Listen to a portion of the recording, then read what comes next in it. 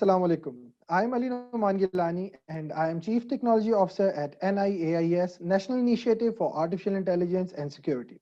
I welcome you all on this summit on emerging technologies and Industry 4.0. So topic for discussion is blockchain, what, why, and how, a 360-degree overview of this emerging technology. So let me give you a brief introduction of our esteemed guest today. So Mr. Salman Anjum is one of the top 100 blockchain leaders in the world. He is managing director of Avantis Technology Accelerator as a way to expand blockchain technology solutions for government entities, international bodies, and large-scale enterprises. So मेरे ख्याल में बाकी जो तारुफ है वो सलमान साहब आपको खुद ही देंगे और वेलकम सलमान साहब on this summit. Thank you for giving us time. Thank you, Ali. Thank you for having me, and assalamu alaikum to everyone wherever you are. And hope in this situation of COVID second outbreak, hope everyone is staying safe and keeping themselves away from this virus. Right. So Salman साहब मैं आपको hand over करता हूँ session, तो kindly आप अपने तारुफ से स्टार्ट करवा दें.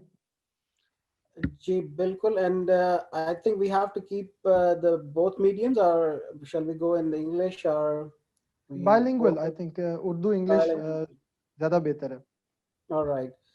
So मैं start करूँगा. There are topics, so we are going to address a very key emerging technology today, that is blockchain. बहुत सारी myths हैं इसके बारे में, बहुत सारी fog है, and that's the objective basically. Today we are going to address that fog कि जितनी ज़्यादा उसमें clarity आ जाए, and that's the title. You can see what we need to understand about blockchain, why we need to understand blockchain, and how we can get into this space of blockchain. So brief guide today, as we have a limited time scope today, and this could be a build up for your like a training session for the next like few months or a year or so. So इसको आज हम थोड़ा सा summarize करते हैं कि basically blockchain है क्या, क्यों हम इसको समझें, और सबसे इम्पोर्टेंटली हम इसके अंदर कैसे आ सकते हैं और क्या हमारा पोटेंशियल है इसके अंदर. तो this is all about we will be discussing.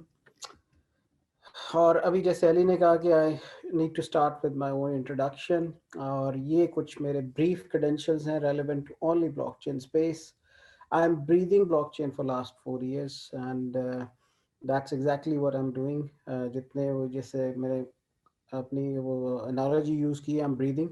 So you can see number of projects and engagements I've been involved in the last 4 years with this space. This space is not that old.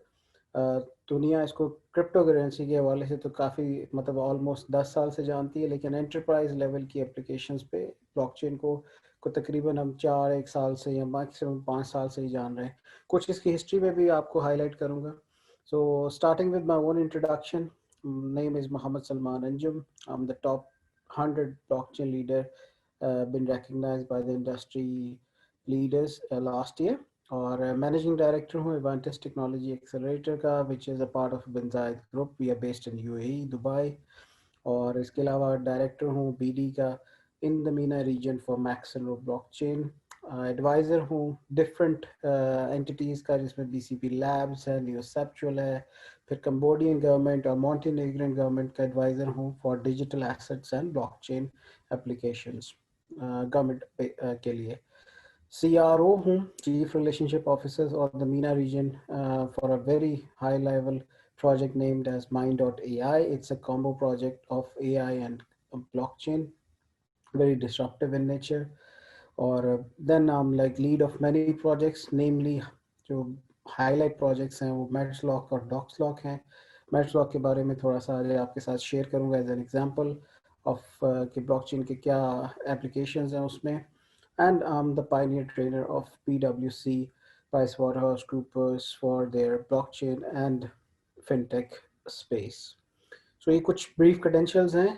बताने का मकसद अपने आप को boost करना नहीं है, just to emphasize कि मैंने जो बात अब आगे करनी है अगले आधे घंटे के अंदर, वो सारी pragmatic होगी, practical होगी. क्योंकि मैंने जैसे अभी आपसे शुरू से ये बोला कि I've been breathing blockchain for last 4 years. मुझे इसके सारे ब्लैक वाइट ग्रे एरियाज का आइडिया है, तो मैं वही अपना प्रैक्टिकल एक्सपीरियंस आप लोगों के साथ शेयर करूंगा। ज़्यादा थ्योरेटिकल नहीं होगी बात, ज़्यादा हमारी प्रैग्मेटिक डिस्कशन होगी कि इन प्रोजेक्ट्स में मेरी जो एफिलिएशन रही है उसका एक्सपीरियंस जो है वो आपके साथ शेयर करना मकसद है। सो मूविंग फॉरवर्ड, क्योंकि आज हम बात कर रहे हैं ब्लॉकचेन की, तो चेन ऑफ डिस्कशन हमारी क्या होगी। तो ये कुछ समरी है, चेन ऑफ डिस्कशन है हमारी, जिसमें पहले 3 ब्लॉक्स जो हैं, अंडरस्टैंडिंग ऑफ ब्लॉकचेन, ब्लॉकचेन की थोड़ी सी हिस्ट्री, करंट ट्रेंड्स और आगे आने वाला टाइम में क्या होने वाला है उसको देखेंगे। और फिर कुछ बेसिक्स पे बात करेंगे, ज़्यादा नहीं, टेक्नोलॉजी की ज़्यादा डेप्थ पे नहीं जाएंगे, क्योंकि again the point is it's not just for techies, it is a technology which is equally valuable for technical people and non technical people. एक बैंकर के लिए भी ब्लॉकचेन की यूटिलिटी है, एक डॉक्टर के लिए भी है, एक गवर्नमेंट ऑफिशियल के लिए भी है, और एक डेवलपर जो कोई प्रोग्रामिंग लैंग्वेज में कमांड रखता है या टेकी है उसके लिए भी है। So this we will cover into the what blockchain is. उसमें हम again will understand what blockchain is, इसकी कहाँ से शुरू हुआ, अभी किस स्टेज में है, और आगे हम क्या इसके ट्रेंड्स देख रहे हैं, और फिर कुछ इसके fundamentals on the technology side. अगला ब्लॉक जो होगा that we will be focusing on why blockchain. तो क्यों ब्लॉकचेन पे, क्यों हमें, क्यों दुनिया क्यों इस वक्त क्रेजी हुई हुई है, और हमें क्यों होना चाहिए अगर अभी हम नहीं हैं तो ब्लॉकचेन के कुछ बेनिफिट्स देखेंगे, और फिर यूज केसेस देखेंगे 2 जगह पे। एक होते हैं जो सेक्टर्स होते हैं आपके काम के, जैसे हम टेक्नोलॉजी ऊपर इंडस्ट्री सेक्टर्स कहते हैं। गवर्नमेंट एक है, इंटरटेनमेंट इंडस्ट्री है, मैन्युफैक्चरिंग इंडस्ट्री है, ट्रेड है, सो ऑन सो फोर्थ, उनमें कुछ यूज केसेस देखेंगे। फिर दूसरी साइड होती है जो हर एक वर्टिकल के अंदर, हर इंडस्ट्री के अंदर कुछ फंक्शनैलिटीज होती हैं जो कि सभी के पास होती है। फॉर एग्जांपल एचआर डिपार्टमेंट सबके पास होता है, मोस्टली होता है। सप्लाई चेन का डिपार्टमेंट होता है या फंक्शन होता है। फिर उसके बाद फाइनेंस का फंक्शन होता है, अकाउंट्स एंड फाइनेंस का, क्यूए का होता है कुछ। वहाँ पे भी यूज केस जो ब्लॉकचेन के हैं वो आपको आपके साथ शेयर करूँगा। एंड फाइनली मकसद क्या है, क्यों हमें ये समझना है कि ब्लॉकचेन क्या है और इसकी वैल्यू क्या है, कि हम इसमें देख सकेंगे where we do fit in और how it will fit in our life. So कुछ अपॉर्चुनिटीज हम आइडेंटिफाई करेंगे करियर पॉइंट ऑफ व्यू से, और उस that will cover the how part, how we can enter into this space of blockchain, and how we can get benefit out of the opportunities blockchain is offering. So this will be our chain of discussion. और इसमें if Ali कोई question है आपका या और जो members हैं तो most welcome, otherwise will proceed. जी श्योर, इंशाल्लाह। आप प्रोसीड करें इंशाल्लाह। बीच में अगर कोई क्वेश्चन होगा तो जरूर इंशाल्लाह। राइट। सो पहला ब्लॉक जो है, क्योंकि अगेन हम ब्लॉकचेन की बात करें तो चेन ऑफ डिस्कशन तो हो गई, अब ब्लॉक बाय ब्लॉक इसको हम समझते हैं। तो पहला ब्लॉक वही जैसे मैंने आपको कहा कि व्हाट वाला है, and we will unlock blockchain. समझते हैं कि है क्या चीज। I start with the Einstein formula of understanding. Einstein ने कहा था कि जी अगर आप किसी चीज को आसानी के साथ एक्सप्लेन नहीं कर सकते तो फिर आपको उसकी समझ नहीं है। ब्लॉकचेन के साथ ये अनफॉर्चुनेट एक मसला है। मैं पाकिस्तान की बात नहीं करूंगा, मैं पूरी दुनिया की बात करूंगा। अब बिन अगेन जैसे मैंने बताया कि पाइनियर्स में से हूँ इस फील्ड के, तो जब से हूँ तब से ही लोगों के साथ यही डीलिंग होती है कि पहले उनकी अंडरस्टैंडिंग को हम थोड़ा सा क्लैरिटी उसमें लेके आते हैं कि भाई सबसे पहले तो आप समझेंगे है क्या। अखबारों में पढ़ के क्रिप्टो करेंसीज के बारे में, अखबारों में पढ़ के कुछ ए बी सी चीज़ें, there is a lot of bad media, let's be honest about it, कि जो ब्लॉकचेन के बारे में जितना बैड मीडिया है या क्रिप्टो करेंसीज के बारे में उतना किसी और टेक्नोलॉजी के बारे में नहीं है। तो ये ऐसे ही है जैसे किसी टीवी है, टीवी पे आप कुछ भी देख सकते हैं। ब्लॉकचेन भी एक टेक्नोलॉजी है, उस पर आप कुछ भी काम कर सकते हैं, आप उसमें फ्रॉड भी कर सकते हैं, आप उस पर अच्छे काम भी कर सकते हैं। तो लेकिन उससे पहले कि आप उसके अच्छे और बुरे कामों को असेस करें और उसके बारे में कोई रॉन्ग अंडरस्टैंडिंग बना लें, सबसे पहले तो आपको पता होना चाहिए कि है क्या, और इसको आसानी से आप कैसे एक्सप्रेस कर सकते हैं। अब एक इंग्लिश में कहते हैं ना कि आप अपनी ग्रैंड मदर को भी एक्सप्लेन कर सकें, तो चले ग्रैंड मदर नहीं तो कम से कम मदर को तो आप एक्सप्लेन कर सकें, इतनी आपकी अंडरस्टैंडिंग होनी चाहिए इसके बारे में। तो स्टार्ट करते हैं कि होता क्या है ब्लॉकचेन, है क्या भला ये। सबसे पहले वर्ल्ड विदाउट ब्लॉकचेन क्या है। आप पीछे चले जाएं तो आप कॉपी पेंसिल लेके आप रजिस्टर बनाते थे। उससे पहले भी अगर आप चले जाएं तो लेदर के जो पीसेस हैं उस पर रिकॉर्ड कीपिंग होती थी, बिजनेसेस की या गवर्नमेंट के ट्रांजैक्शंस की, कुछ किसी भी तरह की कोई भी फाइनेंशियल एक्सचेंज हो रहा है या नॉन फाइनेंशियल एक्सचेंज है जिसको आपने नोट डाउन करना है तो आप एक रजिस्टर पे करते थे। वो रजिस्टर थोड़ा सा रिफाइन होके बन गया बाद में एक डेटाबेस, डिजिटल डेटाबेस, जो कि हम यूज़ कर रहे हैं पिछले 40-50 सालों से। स्प्रेडशीट से शुरू हुआ, फिर अब प्रॉपर डेटाबेसेस में हम यूज़ करते हैं। अब ये एक चीज़ चलती आ रही है फ्रॉम एजेस, जिसके हम सेंट्रलाइज्ड जो स्टोरेज है ऑफ डेटा कह सकते हैं या सेंट्रलाइज्ड डेटा कीपिंग कह सकते हैं। अब ये कोई ना कोई अथॉरिटी या इंडिविजुअल जो है उसको सेफ गार्ड करता है या उसको प्रोटेक्ट करता है या उसके पास उसकी कंट्रोल होता है, जिसे हम कंट्रोलिंग अथॉरिटी कहते हैं। It could be individual and it can be a government authority, it can be a bank, it can be any institution जो कि इस रिकॉर्ड को, जो रेलेवेंट रिकॉर्ड है, अगर बैंक है तो बैंकिंग रिकॉर्ड या फाइनेंशियल रिकॉर्ड रखेगा, गवर्नमेंट है तो गवर्नमेंट के आईडीज और इस तरह के सिटीजन रिकॉर्ड रखेंगे। But it's a centralised authority. या कोई पुराने ज़माने में चल जाए तो कबीले के जो सरदार होते थे वो रखते थे अपने पास कुछ रिकॉर्ड्स। इसी तरह घर का जो हेड होता है वो अपने पास रखता है कुछ रिकॉर्ड। लेकिन ये सारे एग्जांपल्स हैं सेंट्रलाइज्ड, ठीक है, रिकॉर्ड कीपिंग के या डेटाबेसेस के। इसके नुकसान क्या हैं? ये क्रिएट कर देता है एक Honey pot for the bees kind of a situation. अब यहाँ पे हनी पॉट क्या है? वो बेनिफिट्स जो कि इस रिकॉर्ड को चुराने से या इसको टेम्पर करने से मिलते हैं, और वो ये बीज कौन सी हैं? हैकर्स हैं, या इनसाइड भी हो सकते हैं, ये आपकी ऑर्गेनाइजेशन के बाहर से आ सकते हैं या आपकी गवर्नमेंट से बाहर से भी आ सकते हैं। सो ये सिनारियो, क्योंकि एक चीज है, एक एंटिटी है, एक बंदा है जिसके पास रिकॉर्ड्स हैं। अब जब वो उसको रख रहा है तो उसके पास, अब एक मैं मिसाल ये दूंगा कि एक ताला तोड़ना आसान है या 40 ताले तोड़ने आसान है। तो जाहिर है एक ताला जितना मर्जी मजबूत क्यों ना हो वो आसान होता है रिलेटिवली। तो ये जो सेंट्रलाइज्ड डेटाबेसेस का वर्ल्ड है जिसपे हम रह रहे हैं, वो ये एक हनी पॉट लाइक सिचुएशन है फॉर बीज, हैकर्स, इनसाइडर जो हैं वो, और या आउटसाइडर उनके लिए, जिसके लिए अब एक ब्लॉकचेन बेसिकली इवॉल्व हुआ कि इसको डिसरप्ट किया जाए कि एक कंट्रोलिंग अथॉरिटी नहीं होनी चाहिए डाटा की। इसका सिर्फ ये नुकसान नहीं होता कि वो चोरी हो सकता है, हैक हो सकता है या वो टेम्पर हो सकता है, इसका एक और नुकसान भी है। वो जितना डाटा है वो उसी सेंट्रलाइज अथॉरिटी के पास है, वो जितना फायदा है वो उसी को ही मिल रहा है। फेसबुक आपके सामने एग्जांपल है, गूगल आपके सामने एग्जांपल है, गवर्नमेंट्स हैं। आपका डाटा है कि आपने उबर कहाँ से कहाँ तक हायर की।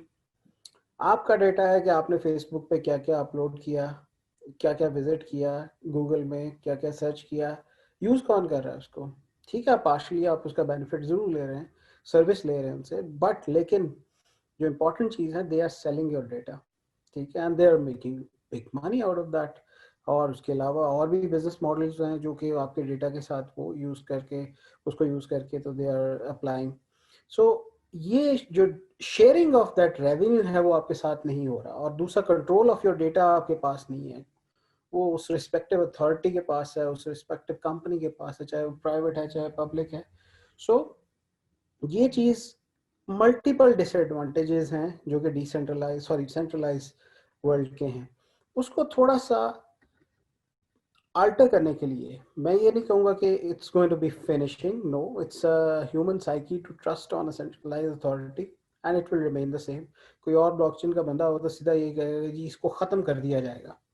वो प्योरेस्ट व्यू है, वो 4 साल से सुनता है और भी शायद अभी सुनूंगा 4 साल, लेकिन वो प्रैक्टिकल नहीं है इतना। So for me the, idealistic, बिल्कुल आइडियलिस्टिक अप्रोच। आइडियलिस्टिक है, नार्किस्ट भी उनको बोलते हैं। अपने आप को बड़े प्राउडली वो दे क्लेम देमसेल्फ अनार्किस्ट और रिफॉर्मिस्ट और ये वो, लेकिन जो फ्यूचर है वो हाइब्रिड है, वो सेंट्रलाइज और डिसेंट्रलाइज का जहाँ पे डिसेंट्रलाइज की एप्लीकेशन ज़्यादा पावरफुल है वहाँ पे डिसेंट्रलाइज होगा, जहाँ पे Right. सेंट्रलाइज की है वहाँ पे सेंट्रलाइज ही रहेगा. सो एनीवेज, अब ये तो आपको आइडिया होगा कि सेंट्रलाइज वर्ल्ड में कैसे डेटा रखा जाता है, क्योंकि आप उसको ऑब्जर्व करते हैं अपनी डे टू डे लाइफ में. अब जो नई चीज़ है वो है ब्लॉकचेन बेस्ड वर्ल्ड. उसमें डाटा कैसे रखा जाता है. तो सबसे पहले अगर आपने देखा कि I have to an action और मैंने गायब कर दी वो सेंट्रलाइज्ड अथॉरिटी, वो जो इंडिविजुअल था या वो अथॉरिटी थी उसको मैंने गायब किया. ये एक फिनोमेना चेंज होता है इन ब्लॉकचेन वर्ल्ड कि सेंट्रलाइज्ड या कंट्रोलिंग अथॉरिटी एक नहीं रहती. वो अब कहाँ चले जाती है. सबसे पहले तो वो चलेगी, गायब हो गई. उसके बाद फिर जो वो लेजर था, जो रिकॉर्ड था, वो मल्टीपल प्लेसेस पे रेप्लिकेट हो गया. डिस्ट्रीब्यूट भी, Right. आप डिस्ट्रीब्यूटेड लेजर सिस्टम भी आप इसको बोल सकते हैं. और क्या होता है इसके अंदर, ब्लॉकचेन वर्ल्ड के अंदर, ये सारे जो डिस्ट्रीब्यूटेड लेजर है, चाहे वो 8,000 हो, चाहे 8 हो, चाहे 4 हो, चाहे 4 लाख हो, तो वो सारे कनेक्टेड हैं विद ईच अदर. और जो कॉपी एक के पास है वही कॉपी 4 लाखवें बंदे के पास भी वही है. जो जितनी Right. भी इसके दरमियान लोग हैं वो सभी के पास सेम मटेरियल है, वो सेम डाटा है, कोई उसके अंदर चेंज नहीं है. That's the beauty of blockchain कि एक तो वो डिस्ट्रीब्यूट हो गया. लेकिन डिस्ट्रीब्यूटेड लेजर सिस्टम में क्या होता है, नॉर्मली जो पहले का कॉन्सेप्ट है वो ये कि 25% डाटा एक के पास है, 25 दूसरे के पास है, 25 तीसरे के पास है, 25 चौथे के पास है. और जब कोई ट्रांजैक्शन होनी है, जब कोई प्रोसेसिंग होनी है, चारों ने अपने अपने शेयर किया and that become one. In some cases ऐसे होता है, इन सम केसेस वो रेप्लिकेटेड भी होता है. बट ब्लॉकचेन में वो रेप्लिकेटेड ही होता है. everyone in the system on the blockchain same copy होती है उसके पास. ठीक है, ये एक इसका बहुत बड़ा जो प्लस है. अभी मैंने I think कोई hash distribute होता है कोई, something like that. Hash distribute नहीं होगा. हैश मतलब हैश की शेप में वो, अब वो बड़ा अच्छा बल्कि टाइमली क्वेश्चन आपने ये इनपुट दिया. मैंने एक और एक्शन अभी एनिमेशन के थ्रू परफॉर्म किया. एक तो मैंने चेंज होगी और एक ये अभी हाईलाइट किया थोड़ा सा, जो ये वाला. ये मकसद क्या है दिखाने का कि जो डाटा है ठीक है वो डिस्ट्रीब्यूटेड फॉर्म में मेरे पास भी है, एली के पास भी है, अलेक्जेंडर के पास भी है और कई और दुनिया के लोगों के पास है सेम. बट जो ये मैंने हाईलाइट किया या एक किस्म की इंक्रिप्शन इस पे परफॉर्म की, ये मकसद ये था आपको दिखाना कि we also are blockchain network also encrypt that data. Right. कि ना Right. मैं देख सकूं कि उस डेटा में क्या है, और ना अली ना कोई और साहब जो उसके अंदर उस नोड को जो ब्लॉकचेन की है या उस लेजर को जो कि ब्लॉकचेन का उनके पास है उस पे उनको नजर आ सके. So it's So cryptography is integral part. Absolutely. दो पार्ट बड़े इंपॉर्टेंट हैं, क्रिप्टोग्राफी और कंसेंसस. अभी हम उसको थोड़ा सा देखते Right. भी हैं. सो एक हमने उसको चेन कर दिया. अब आपको मैं एक एक करके इसकी फीचर्स जो हैं ब्लॉकचेन के उनको लेके आता हूँ सामने. Number 1, it's a database. Second number पे it's a distributed in nature. Third, it's chained और कनेक्टेड. ठीक है, इसीलिए इसको ब्लॉकचेन भी बोला जाता है. कंसोलिडेटेड है, यानी एक ही कॉपी है जो कि सारे नेटवर्क के पास है, चाहे वो 4 लाख लोग हैं चाहे 4 लोग हैं, सभी के पास सेम लेजर होगा, कंसोलिडेटेड लेजर होगा. कोडेड या क्रिप्टोग्राफिकली इनक्रिप्टेड होता है. जो भी डाटा होता है वो ये नहीं होगा कि अगर कोई उसके अंदर कॉन्ट्रैक्ट पड़ा हुआ है बिटवीन मी एंड यू, तो वो कॉन्ट्रैक्ट इन टेक्स्ट पे नहीं, इन टेक्स्ट फॉर्म नहीं पड़ा होगा. अभी अली ने अपॉइंट किया था हैश, वो हैश की सूरत में पड़ा होगा उस लेजर के अंदर. अब वो हैश क्या है बेसिकली, वो अगेन हम बहुत ज़्यादा अभी टेक्नोलॉजी में डीप नहीं जाएंगे, बट एक अल्फा न्यूमेरिक कोड है. नॉर्मली वो 25 या 35 कैरेक्टर्स का होता है और उसके अंदर वो आपका पूरा कॉन्ट्रैक्ट जो है वो इनक्रिप्टेड फॉर्म में पड़ा हुआ है. सो अब वो 35 अल्फा न्यूमेरिक जो लेटर्स हैं वो ना मैं समझ सकता हूँ ना कोई और समझ सकता है. इवन बहुत बड़ा क्रिप्टोग्राफिक जो स्पेशलिस्ट है वो भी नहीं समझ सकता अनलेस अनटिल उसके पास की हो उसकी.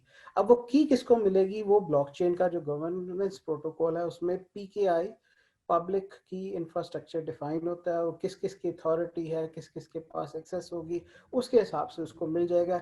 इसलिए आपने एक इंफॉर्मेशन की टाइप सुनी होगी ट्रांसपेरेंट. ठीक है, दूसरी Yes. आपने सुनी होगी अनोनिमस, कि किसी को कुछ नहीं पता, ट्रांसपेरेंट है कि सबको सब कुछ नजर आ रहा है या पता है।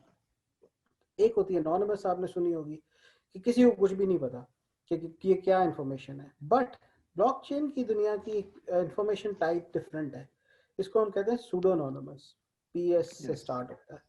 सो सूडो अनोनिमस इंफॉर्मेशन क्या है कि जो मैं जानना चाहता हूं, अगर मेरे पास उसकी एक्सेस है, पीकेआई है, प्राइवेट की है, सो आई कैन एक्सेस दैट, और मुझे पता चल जाएगा कि ये ट्रांजैक्शन जो है मेरी और जो मुझे रेलेवेंट पार्टी है कोई भी, वो उसके साथ मुझे विजिबिलिटी है उसकी, या उसको पता है या मुझे पता है।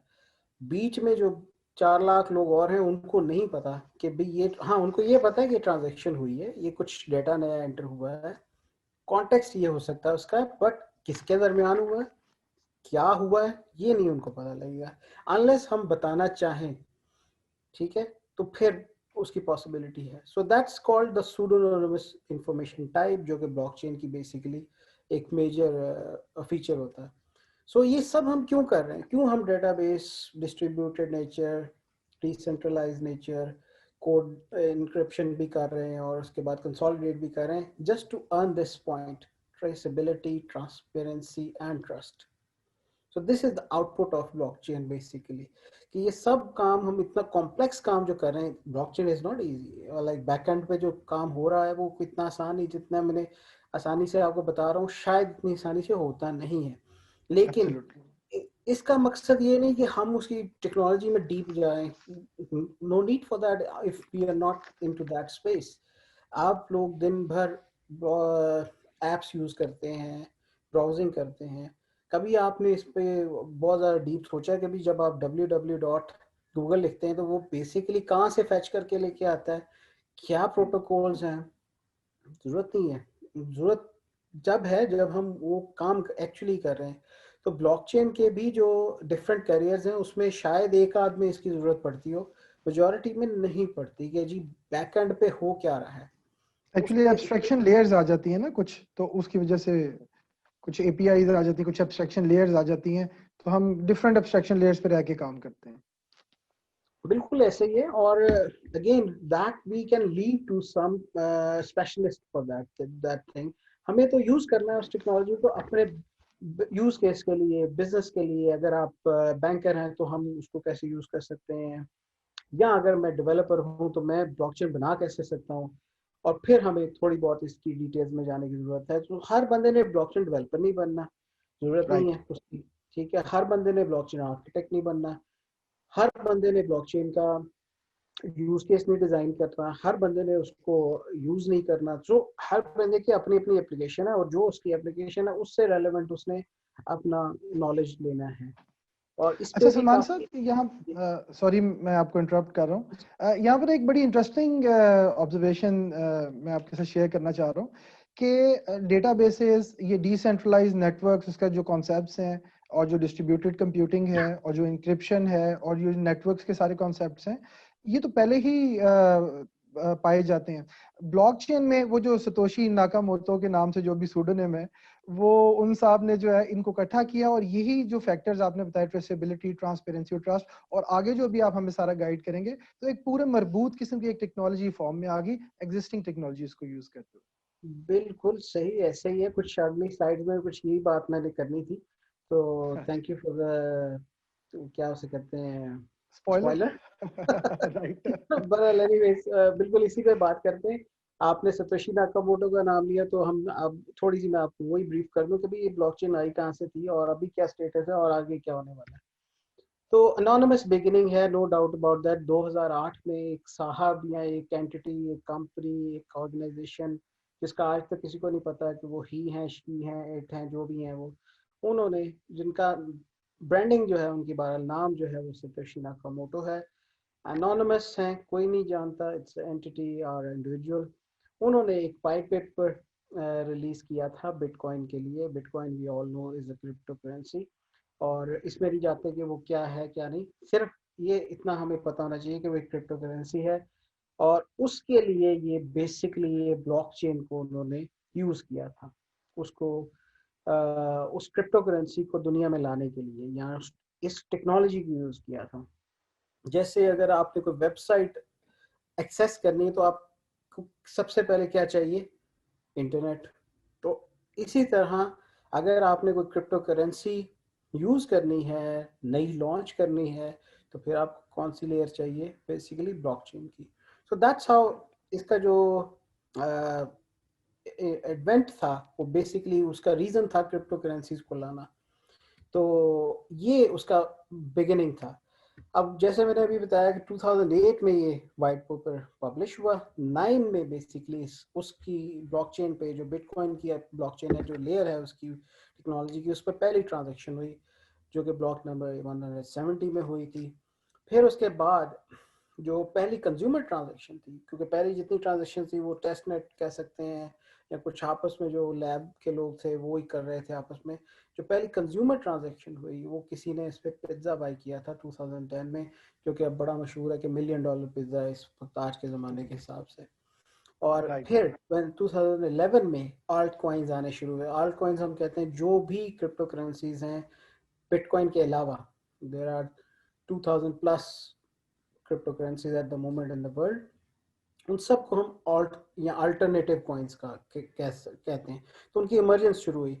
2011 तक तो सिर्फ एक ही था, और उसके बाद 11 में जाके नए आने शुरू हो गए। 12 में इसका मिस यूज शुरू हो गया। फ्रॉड और इलिसिट बिहेवियर जो थे, उन्होंने मोमेंटम पकड़ा। इसको यूज किया जाने लग गया क्रिप्टो करेंसीज को टू फंड टेररिज्म, और जो भी मॉल प्रैक्टिसेस होती हैं वो स्टार्ट हो गई। उसकी वजह से फिर इसको बैड मीडिया भी मिला। तो वजह यही थी कि रेगुलेटर्स को पता ही नहीं था ये क्या चीज़ है, और वो इसको रेगुलेट नहीं कर पाए शुरू में, और इसका मिस यूज शुरू हो गया। ये वैसे सिर्फ ब्लॉकचेन के साथ नहीं हुआ, ये सभी टेक्नोलॉजीज के साथ हुआ है। इंटरनेट भी शुरू में मिस यूज हुआ ज़्यादा, फिर बाद में उसके स्टैंडर्डाइजेशन के प्रोटोकॉल्स बने, रेगुलेटरी प्रोटोकॉल्स बने, तो फिर उस पर काफ़ी चेक एंड बैलेंस है। अभी बहुत कम उसको मिसयूज किया जाता है। बट एनीवेज, मिसयूज तो हर चीज़ होती है। आपने गाड़ी चलानी, वो भी यूज भी होती है, मिसयूज भी होती है। टीवी देखना है, इंटरनेट यूज करना है, मिसयूज भी होता है। इसी तरह इसका भी मिसयूज हुआ उस जमाने में बहुत ज़्यादा। तो 2013 में बैंक्स ने इसको एक्सप्लोर करना शुरू कर दिया कि यार इसमें क्रिप्टो करेंसीज के अलावा क्या यूज केसेस हैं जिसको हम यूज कर सकते हैं, क्योंकि टेक्नोलॉजी तो ये है।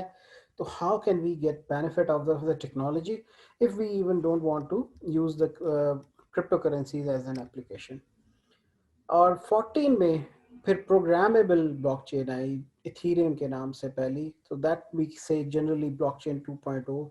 उससे पहले ब्लॉकचेन पे कोई सॉफ्टवेयर नहीं बन सकते थे, या एक लेयर जरूर थी, एक कैरियर जरूर था, but it was not used for any kind of software development या एप्लीकेशन डेवलपमेंट। सो 2014 में ये पहली लेयर आई, पहली बार ये इंट्रोड्यूस हुआ था इथेरियम, जिसने स्मार्ट कॉन्ट्रैक्ट्स लिखने का आपको प्रोविजन दिया। Right. 15 में हुआ क्या कि ब्लॉकचेन को एक डॉक्यूमेंट्री की शेप में प्रेजेंट किया ब्लूमबर्ग ने। Bloomberg, we all know, is the leading medium when it comes to the business and the economy and all that.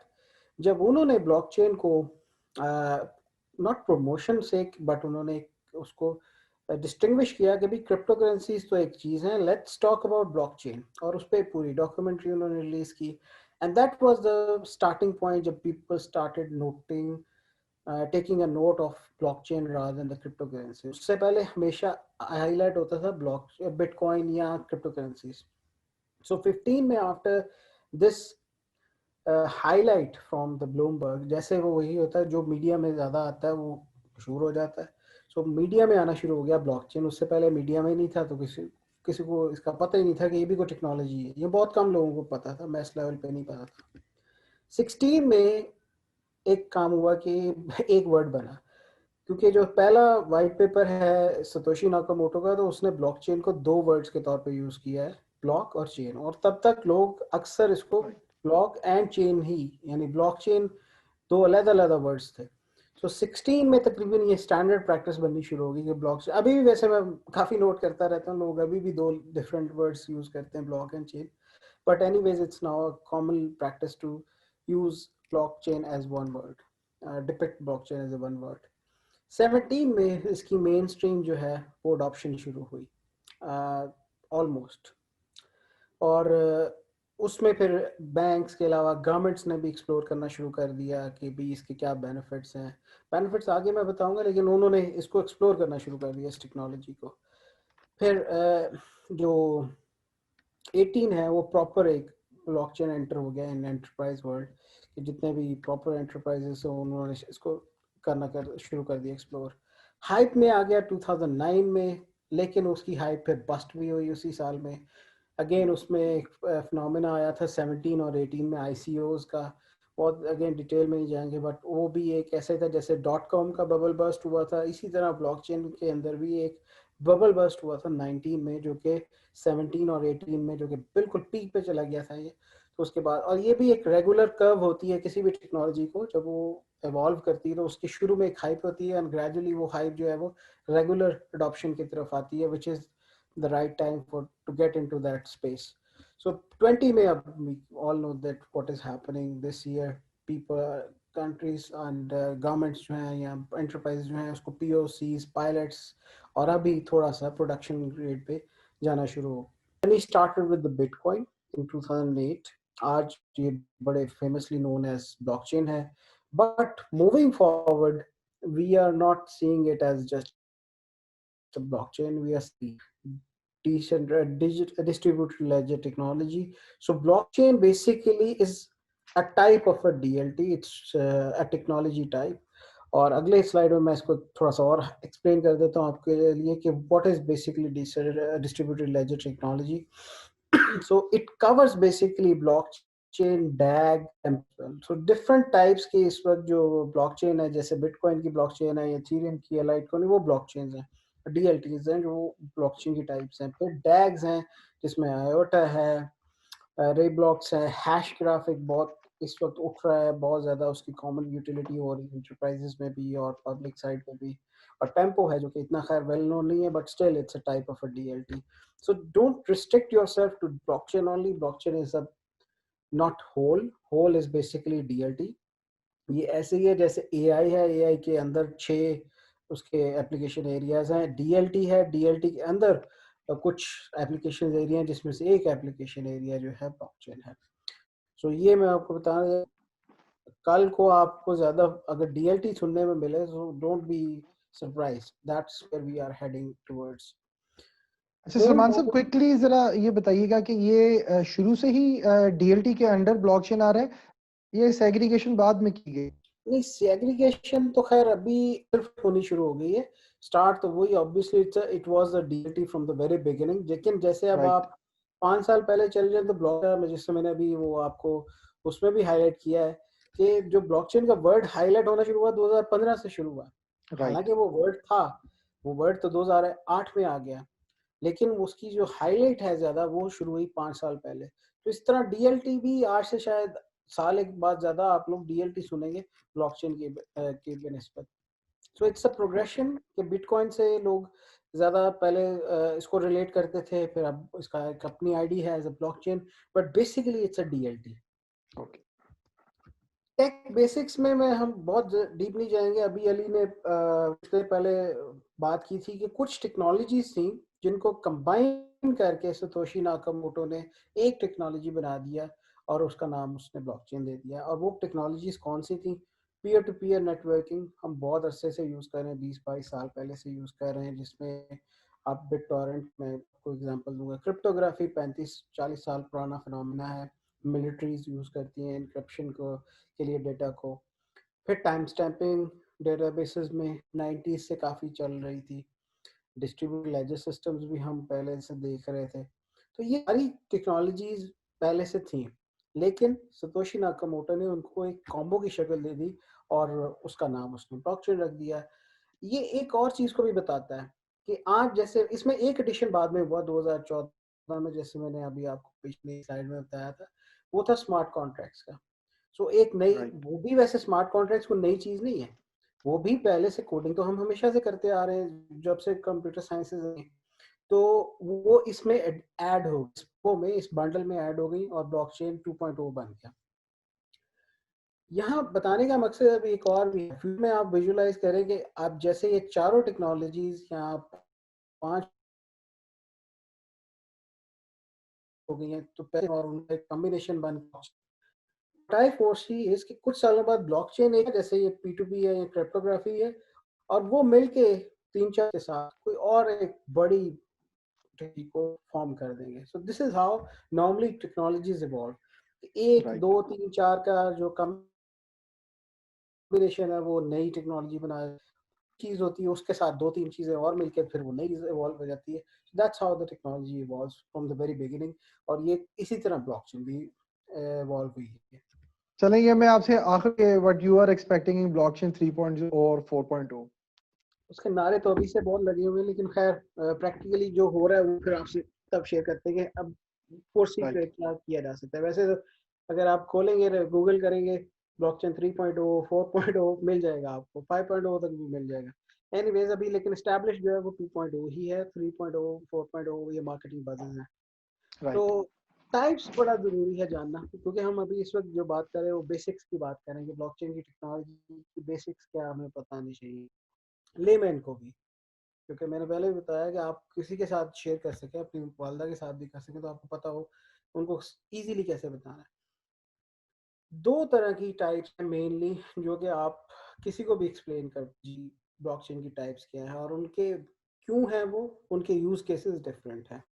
एक है पब्लिक ब्लॉकचेन्स और एक कुछ है प्राइवेट ब्लॉकचेन्स. उनको परमिशन ब्लॉकचेन भी कहते हैं और पब्लिक और नॉन परमिशन ब्लॉकचेन भी कहते हैं. इसको थोड़ा सा मैं इस स्लाइड के साथ एक्सप्लेन करूंगा कि जो ओपन होते हैं for everyone to participate they are known as public blockchain networks. उसका यूज क्या है कि जिसमें आप पूरी दुनिया को इन्वॉल्व करना चाहते हैं. क्रिप्टो करेंसीज हैं जैसे फ्यूचर में एक फिनोमेना अभी तो खैर यूरोप में तो लेकिन यहाँ भी आ जाएगा कुछ अरसे बाद जिसे हम SSI कहते हैं कि आपका अपना जो आइडेंटिटी है सेल्फ सॉवरेन आइडेंटिटी है वो भी उसकी एप्लीकेशन है पब्लिक ब्लॉकचेन की. उसके अलावा KYC भी हो सकती है यूनिवर्सल लेवल पे पूरी दुनिया की. IDs भी हो सकते हैं पूरी दुनिया की लेकिन वो आने वाले टाइम में होंगे. अभी जो सबसे नोन एग्जांपल है या यूज केस है पब्लिक ब्लॉकचेन का वो क्रिप्टो करेंसीज ही है क्योंकि उसमें फिर आपने पीयर टू पीयर लेवल पे ट्रांजैक्शंस करवानी है या करनी है ब्लॉकचेन सॉरी करेंसीज की तो फिर आपको एक नेटवर्क ऐसा चाहिए जो पब्लिक हो जो जिसका कंट्रोलिंग अथॉरिटी कोई ना हो जिसका गवर्नेंस प्रोटोकॉल जरूर हो सकता है किसी के पास लेकिन कंट्रोल नहीं हो सकता.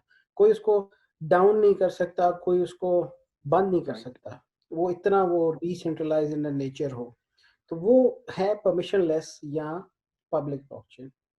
लेकिन अब आप अगर कोई बिजनेस कर रहे हैं और आप अपनी इंफॉर्मेशन को पूरी दुनिया के साथ शेयर करेंगे कोई आप गवर्नमेंट है आप आईडी कार्ड्स का रिकॉर्ड जो है इस वक्त जो नहीं रख सकते कि पब्लिक ब्लॉकचेन पे रख दें ताकि कोई भी उसके लिए विजिबल हो कोई क्योंकि again it's not anonymous information it's pseudonymous help of a data science and big data you can still track down the transaction या data blockchain.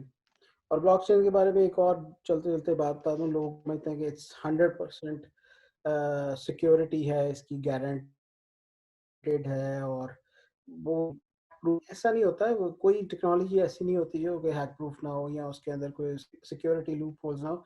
इसके भी हैं अपने लेकिन टफ हैं as compare to the legacy technology. बस फायदा ये है कि बात राइट. वही है कि एक ताला तोड़ना आसान है और 40 तोड़ने मुश्किल है लेकिन नामुमकिन नहीं है. ठीक तो है. वो भी पॉसिबल है. तो सिर्फ इतना फर्क है कि ये it's more complex and in today's age अगर आपको मैं पासवर्ड्स की एग्जांपल देता हूँ तो लोग यही कहते हैं कि आपके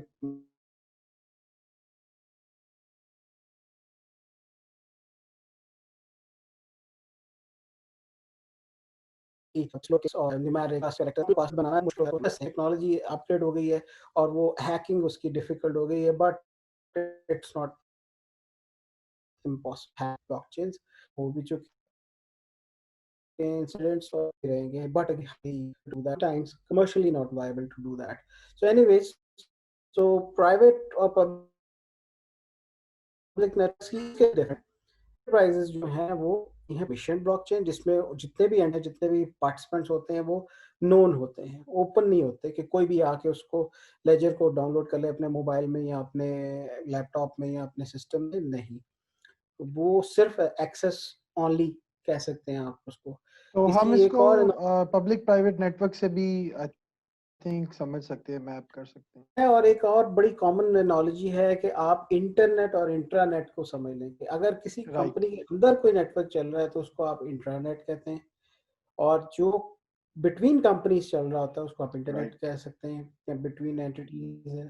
सो ये बेसिकली पब्लिक वाला जो है वो इंटरनेट कर ले उसको, और जो परमिशन है वो इंट्रा है, विद इन कंसोर्शियम है, ग्रुप है, इंडिविजुअल एंटिटी है, मिशन है, उसके अंदर एक्सेस जो है वो सबके लिए नहीं है, ओपन एक्सेस नहीं है।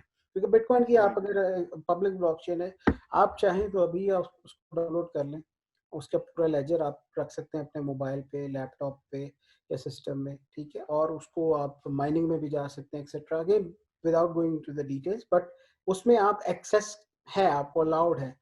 पूरे 6 अरब यहाँ जितने भी लोग हैं दुनिया के, वो सबके पास एक्सेस है उसकी। यहाँ पे एक्सेस जो है वो हमारे पास सिर्फ लिमिटेड है फॉर परमिशन, जो कि गवर्नमेंट्स के लिए, प्राइवेट एंटिटीज के लिए बहुत ज़रूरी है to ensure the data integrity in its side.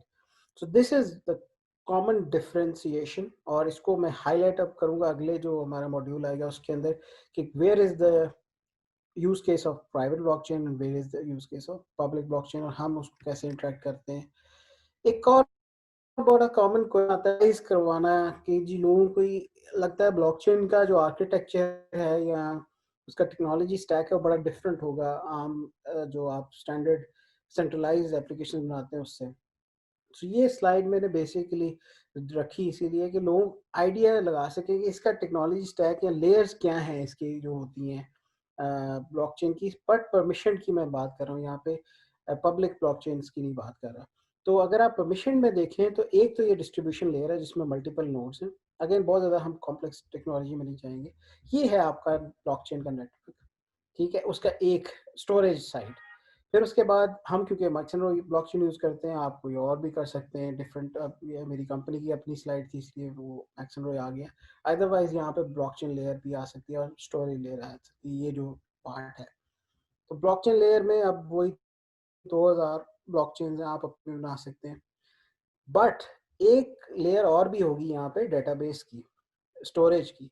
Of chain भी कुछ आप डेटा रखते हैं, कुछ नहीं ज़्यादा, ऑफ चेन ही रखते हैं, और यहाँ पे क्या आएगा, जैसे अली ने शुरू में बताया, हैश। सो ब्लॉकचेन की जो डेटाबेस होगी उसमें मेटा डेटा नहीं आता, आ सकता है।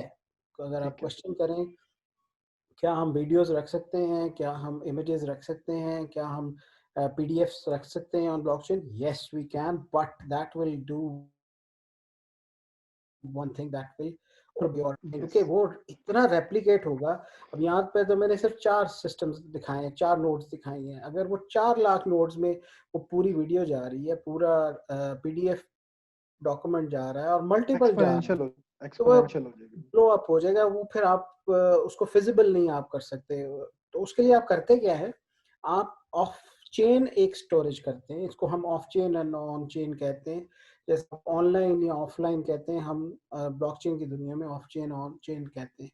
तो ऑन चेन आप सिर्फ हैशेस रख सकते हैं, मेटा डेटा को बहुत सेंसिटिव है तो आप उसको रख लें, डिफेंस का है या कोई और क्रिटिकल डेटा है तो आप रख सकते हैं, बट नॉर्मली आप उसको ऑफ चेन स्टोर करते हैं और हैश को रिलेट कर देते हैं ऑन अ ब्लॉकचेन, ताकि वो इंटेग्रिटी कायम रहे, कि जब ऑफ चेन को चेंज आएगी तो वो ट्रिगर हो जाएगी ऑन चेन, उसके हैश में चेंज आ जाएगी, और आप चेक कर सकते हैं कि ये वही एजुकेशनल सर्टिफिकेट है जो कि मुझे जब मैंने क्लियर किया था अपना डिग्री को वो मिला था, या कुछ उसमें छेड़छाड़ हुई है, या एचईसी उसको चेक कर सकती है कि जो को हमने इशू की थी या वगैरह अपना नाम वगैरह तो चेंज नहीं कर लिया, या बर्थ सर्टिफिकेट में कोई चेंज तो नहीं कर ली, गवर्नमेंट अथॉरिटी चेक कर सकती है, वो हैश जो है वो मैच करेंगे, और जब वो हैश मैच नहीं होगा ऑब्वियसली दैट बी डिटेक्टेबल कि ये बंदा ने फ्रॉड किया है। तो दैट्स व्हाई ब्लॉकचेन इंटेग्रिटी को मेंटेन रखती है, डेटा की भी और वर्क फ्लो की भी। और वर्क फ्लो की कैसे वो आगे देखते हैं, अगर कोई एग्जांपल आती है तो मैं आपको बता दूंगा, जितना वर्क फ्लो है उस डिग्री को इशू करने तक उसको भी वो इंटीग्रेट आप ब्लॉकचेन में हैशेस के थ्रू रख सकते हैं कि जी किस वाइस चांसलर ने साइन किए थे, किस Right. एग्जामिनेशन कंट्रोलर ने उसको असेस किया था, किस किस ने रिव्यू किया था मैथ्स का सब्जेक्ट, किसने क्या किया था, वो सारा जो वर्क फ्लो है, जो पूरी चेन है, वो सारी इस हैश की शेप में इस ब्लॉकचेन पे आ सकती है, जिसको बाद में आप रिलेट कर सकते हैं कि यार इस बंदे के साथ अगर कोई मसला हुआ था तो किसने किया, कहाँ पे प्रॉब्लम आया था, इस टाइम हुआ था, टाइम स्टैम्पिंग भी है ना इसमें। तो Right. वो सारी चीजें, वो ट्रेल आप रख सकते हैं of a work flow as well. तो ये वो एग्जांपल है उसकी कि आप सिर्फ डाटा की इंटेग्रिटी नहीं बल्कि ब्लॉकचेन में वर्क फ्लो की भी इंटेग्रिटी को इंटैक्ट कर सकते हैं, Right. और होती भी है, अच्छे यूसेज में होता है। So that's the first layer, the foundation layer. उसके बाद अच्छा, अगर फाउंडेशन लेयर की बात करें तो नॉर्मली लोग ये फिर भूल जाते हैं कि ब्लॉकचेन के नीचे भी एक लेयर है, वो इंटरनेट की लेयर है। तो वो इंटरनेट होगा तो उसके ऊपर जी। ब्लॉकचेन चलेगा, तो ब्लॉकचेन के ऊपर फिर ये बाकी लेयर्स आती रहती है। तो फिर कंट्रोल लेयर्स हैं, सिक्योरिटी लेयर्स हैं, फायरवॉल्स भी आपने लगानी है। ये नहीं कि आपने आप सिर्फ ब्लॉकचेन के ऊपर छोड़ दें कि वो सारी सिक्योरिटी इंटैक्ट कर लेगी, नहीं, you have to protect your nodes, you have to protect your off chain data as well, so there has to be a firewall और a control layer. Then there is a connectivity layer या back end layer, जिसे आप कह सकते हैं API gateways, micro services layers. इसमें एक बड़ी एप्लीकेशन है, उसको आप ब्रेकअप करके तो माइक्रो सर्विसेज की शेप में ले आते हैं। And finally the user layer, जिसमें यूजर इंटरफेस है या एप्लीकेशन लेयर है, वो वेबसाइट्स भी हो सकती है, वेब एप्लीकेशन भी हो सकती है, मोबाइल एप्लीकेशन भी हो सकती है। So that's how you interact with blockchain. कि आप इंटरेक्ट वही रेगुलर में मीन्स में ही कर रहे होते हैं, आप मोबाइल पे ही एक्सेस करेंगे, आप उसको वेब पे ही एक्सेस करेंगे। ये कोई ऐसी चीज नहीं जिसके कोई स्पेशल हार्डवेयर है इंटरेक्ट करने के लिए, नहीं।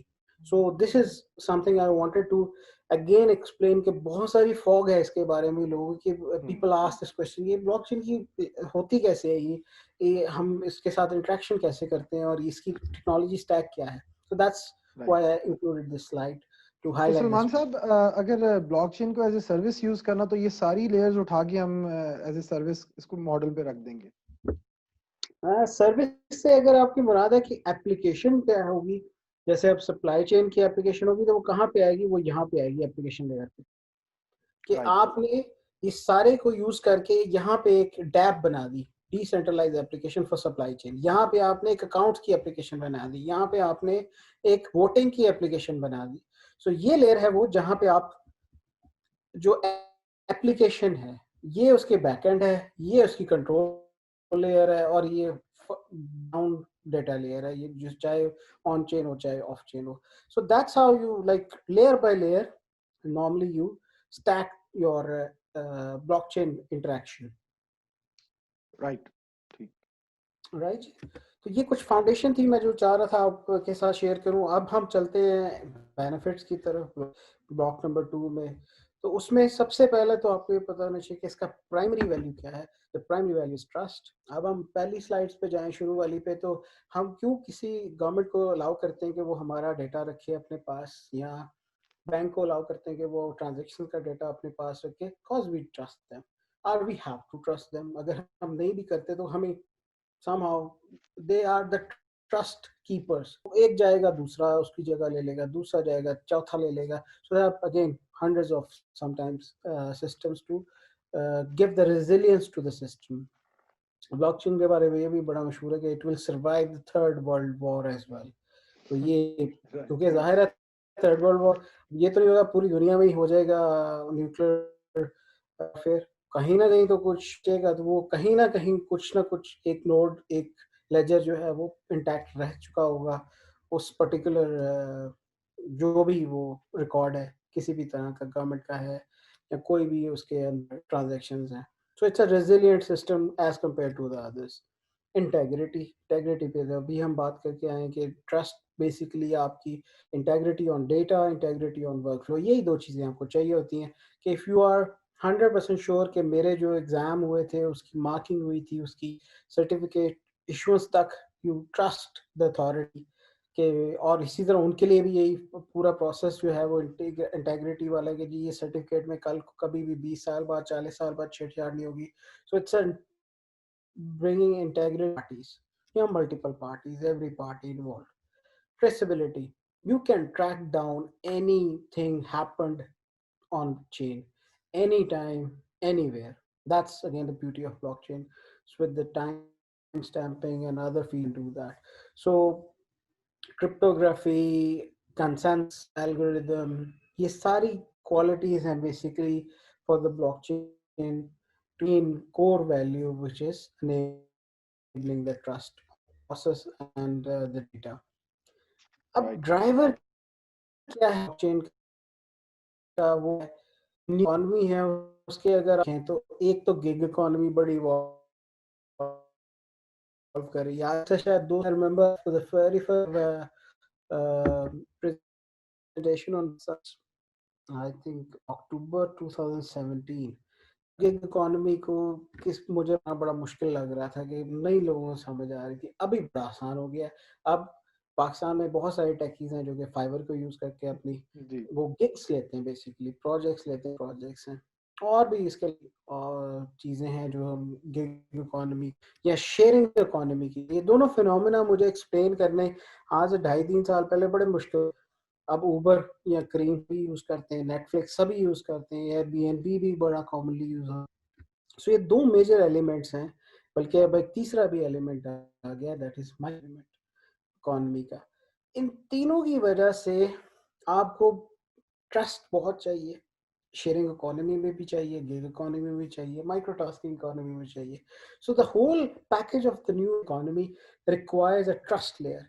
जैसे आज से 30 साल पहले जब इंटरनेट इवॉल्व हुआ था, 30 नहीं चले 22, 23, 24, 25 साल पहले कर लेते, तो तब it was not bringing these economy नहीं थी, शेयरिंग इकोनॉमी नहीं थी, भी विद द इंटरनेट। अब टास्किंग भी आ गई है कि एक अगर आपने डेटाबेस है तो उसकी कुछ 36 लोग डेटा एंट्री कर रहे हैं different parts of the world में।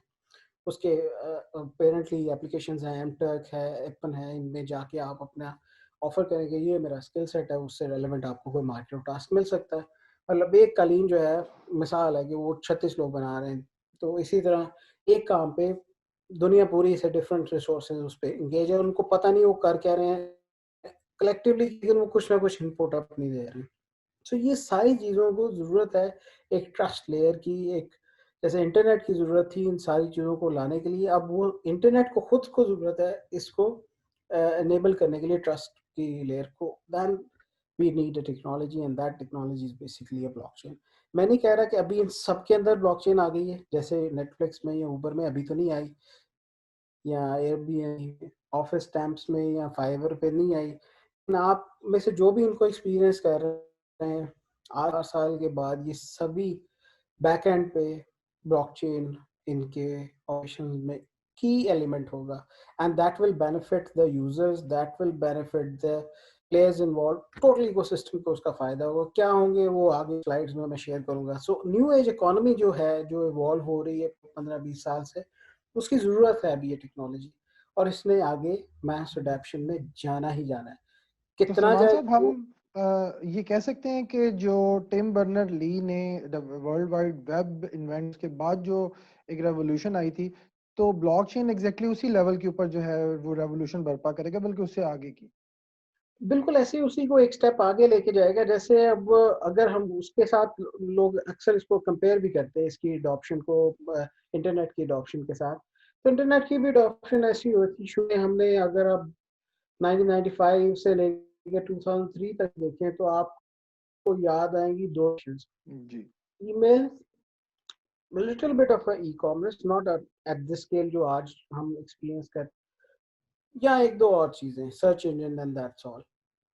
स्टैट वेबसाइट, दैट 3 या 4 एप्लीकेशन थी उस पहले 7-8 साल के अंदर इंटरनेट की। बिल्कुल।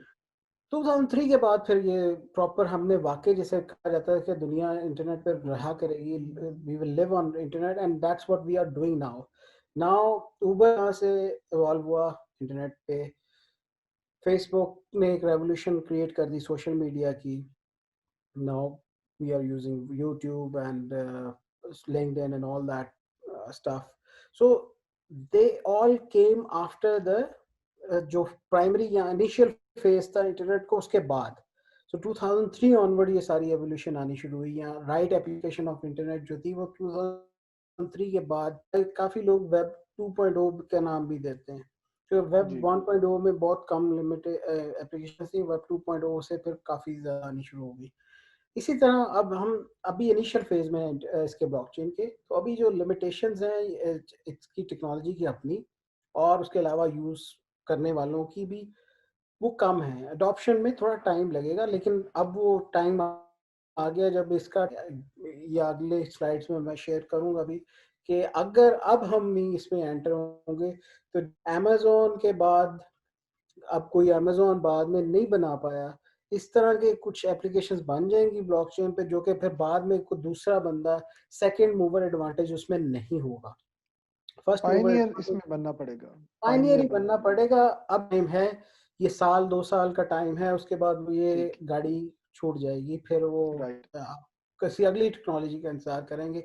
लेकिन ये टेक्नोलॉजी, जैसे अब इंटरनेट के बूम में हमें कोई फायदा नहीं उठाया पाकिस्तानियों ने। हमने आज से मतलब अमेजोन बनी 1997-98 में, हमने 2013-14 में जाके दराज बना ली।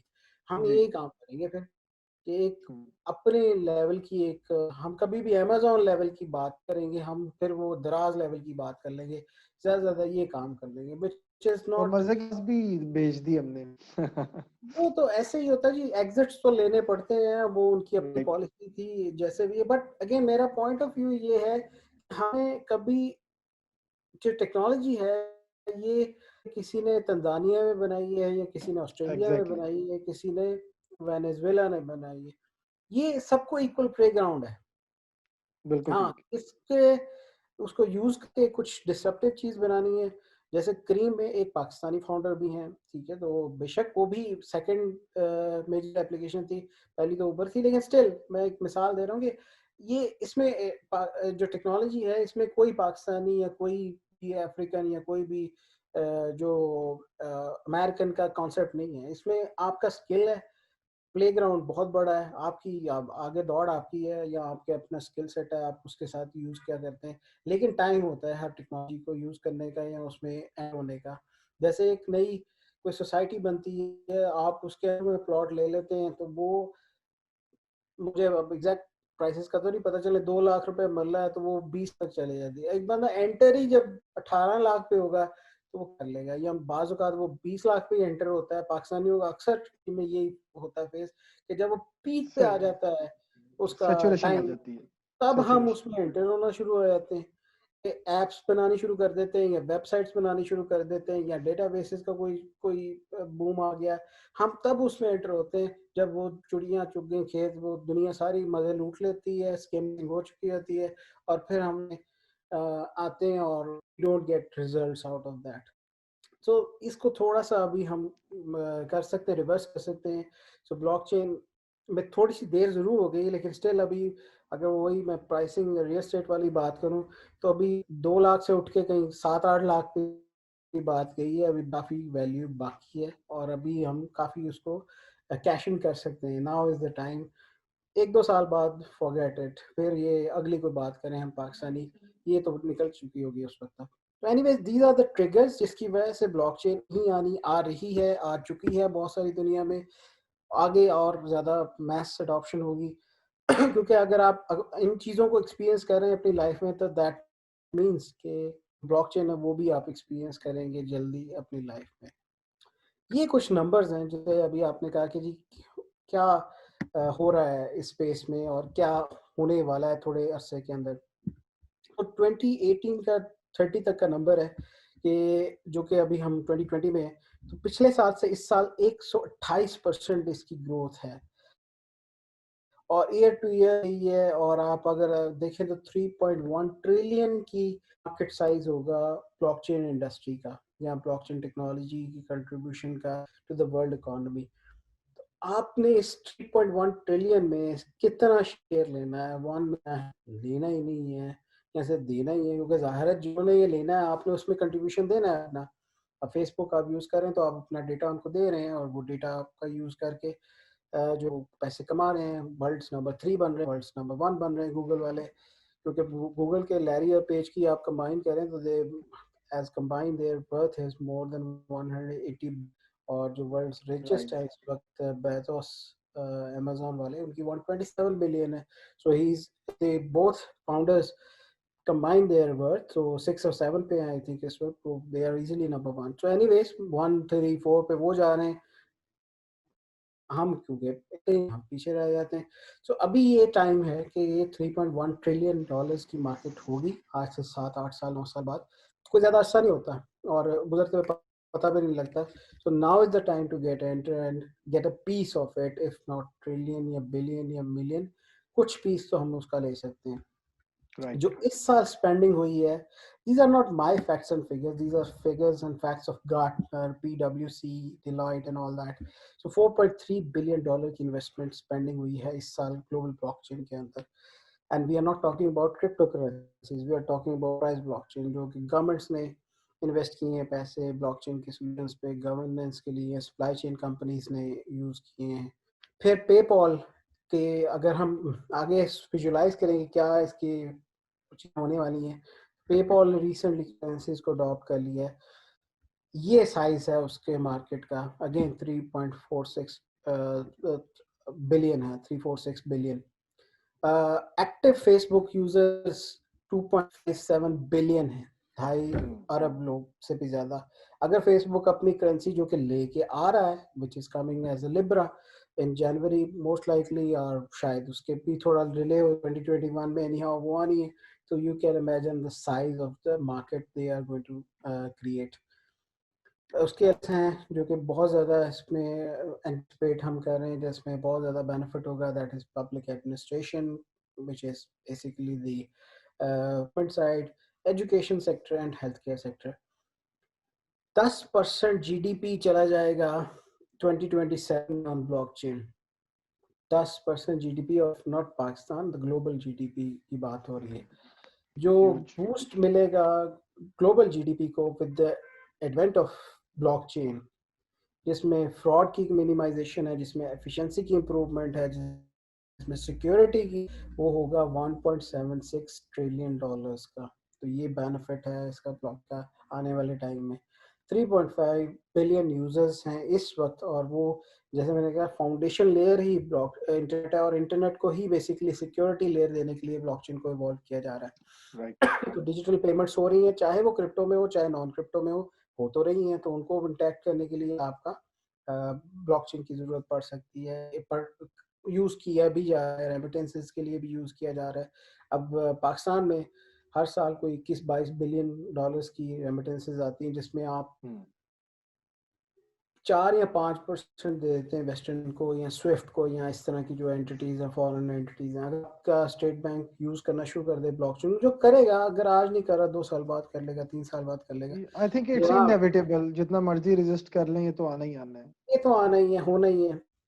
तो वो जब वो जो 5% या 3% इस वक्त चल रहा है जो हम दे देते हैं, वो मिनिमाइज होके 1% से भी लेस पे आ जाएगा. फिर इसी तरह वैल्यू 300 मिलियन डॉलर्स की इस वक्त ट्रांजेक्शन सिर्फ चाइना में हो रही हैं, और they are bringing the digital yuan. For your information, Pakistan के ही सेंट्रल बैंक में उनकी एक टीम बैठी है जो कि टेस्ट कर रही है डिजिटल युआन को, सेंट्रलाइज जो ब्लॉकचेन Right. बेस्ड करेंसी है.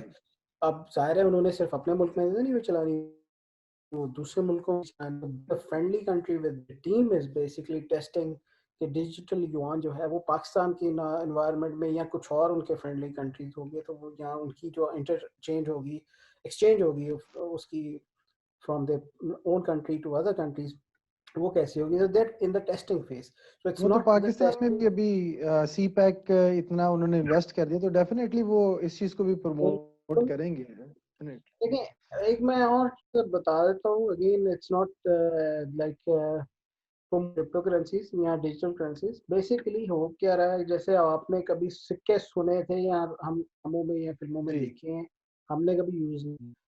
मैं जी. वो अशरफियों की बात कर रहा हूँ. हमने सिक्के जरूर यूज किए हैं, लेकिन मेरा ख्याल है हमारी जनरेशन जो है ठीक है वो नहीं. शायद देखेगी, और उनकी ही एज में वो खत्म भी हो जाएगा उसकी यूज केस.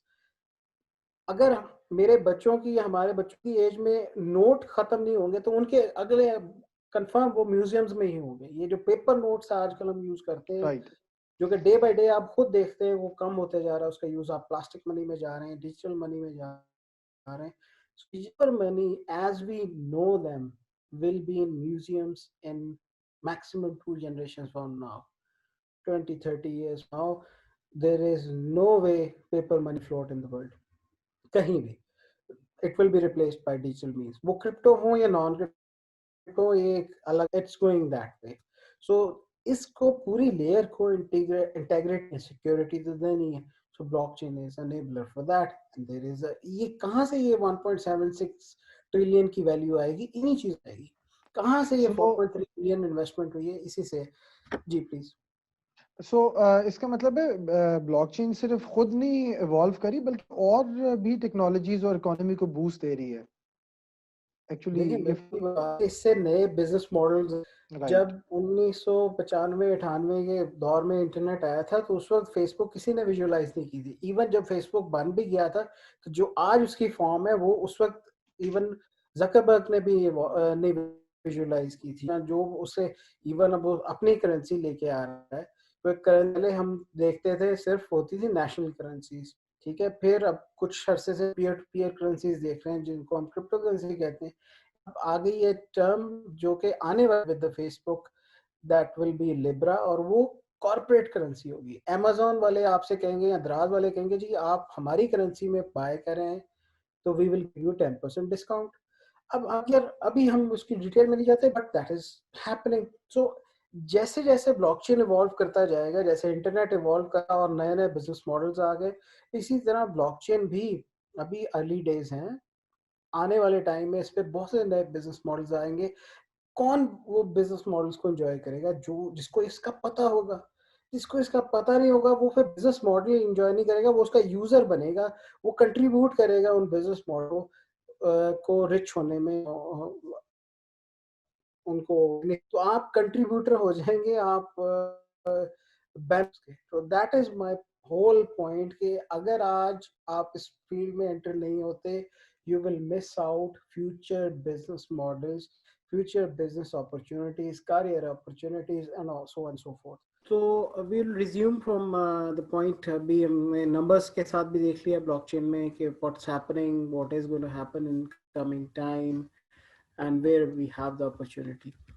अगला चलते हैं, यूज केस देखते हैं कुछ इसके ब्लॉकचेन के, ताकि आपको आइडिया हो जाए कि ये कहाँ कहाँ यूज हो रही है और क्या इसके इंडस्ट्री यूज केसेस क्या हैं, सेक्टर वाइज यूज केसेस क्या हैं. ये बड़ी एक एनोलॉजी है जो मैं काफ़ी यूज़ करता हूँ कि जैसे सिक्के के दो रुख होते हैं, इसी तरह ब्लॉकचेन के भी दो रुख हैं. एक है क्रिप्टो और एक है एंटरप्राइज. आपको क्रिप्टो वाला नहीं पसंद, आपके रेगुलेटेड एनवायरनमेंट में नहीं आता, छोड़ दें उसको. आप एंटरप्राइज को सिर्फ यूज़ करें या उसको सिर्फ देखें. सो आपके लिए ये भी काफ़ी है, हमारे लिए ये भी काफ़ी है. मेरा पूरा स्पेस जो है एंटरप्राइज ब्लॉकचेन पे है.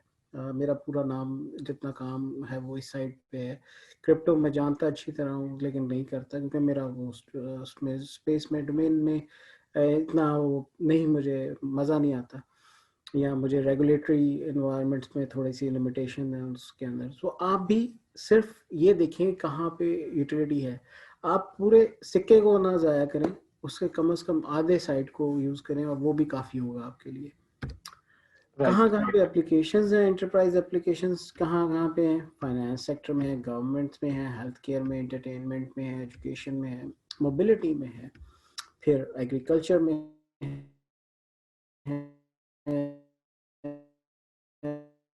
एविएशन में. अब ये डिफरेंट आपको डिफाइन किए थे. अभी तो आप सिर्फ गूगल करें कि blockchain for finance, blockchain for entertainment, and you will gate plenty of use cases within these sectors. Again, काफ़ी लोग पूछते हैं जी हम इसमें एंटर कैसे हों. आप सिर्फ अपना स्पेस आपका क्या है वो आइडेंटिफाई, वो तो सबको पता होता है क्या है. आप एजुकेशन में तो just start seeing blockchain for education sector, use cases of blockchain in education sector. आपको आइडिया हो जाएगा कि आपके सेक्टर में कहाँ कहाँ यूटिलिटी है, आप कैसे कैसे इसको यूज़ कर सकते हैं, या कैसे आप टेक्नोलॉजी को इवॉल्व कर सकते हैं अपने सेक्टर में फर्दर.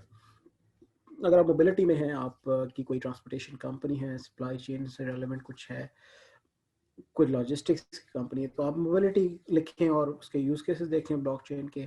आप एंटरटेनमेंट में हैं, blockchain for artist, blockchain for entertainment industry etcetera. So you will get plenty of that. So ये कोई मुश्किल काम नहीं है अभी आइडेंटिफाई करना कि ब्लॉकचेन की यूज़ केसेस क्या हैं और आप उनको कहाँ कहाँ पे आइडेंटिफाई कर सकते हैं। ग्लोबली इट्स हैपनिंग, ट्रेड में भी है। नाउ कहाँ पे सबसे ज़्यादा इसकी या क्या इम्पैक्ट है डिफरेंट, ये जो हमने इंडस्ट्रीज देखी उसके अंदर या सेक्टर्स देखे उनके अंदर, तो सबसे ज़्यादा अगर आप देखें तो हाई इम्पैक्ट एरिया जो है वो पब्लिक सेक्टर है, मतलब गवर्नमेंट्स हैं जो कि सबसे ज़्यादा हाई इम्पैक्ट उसमें फ़िलहाल उसका आ रहा है।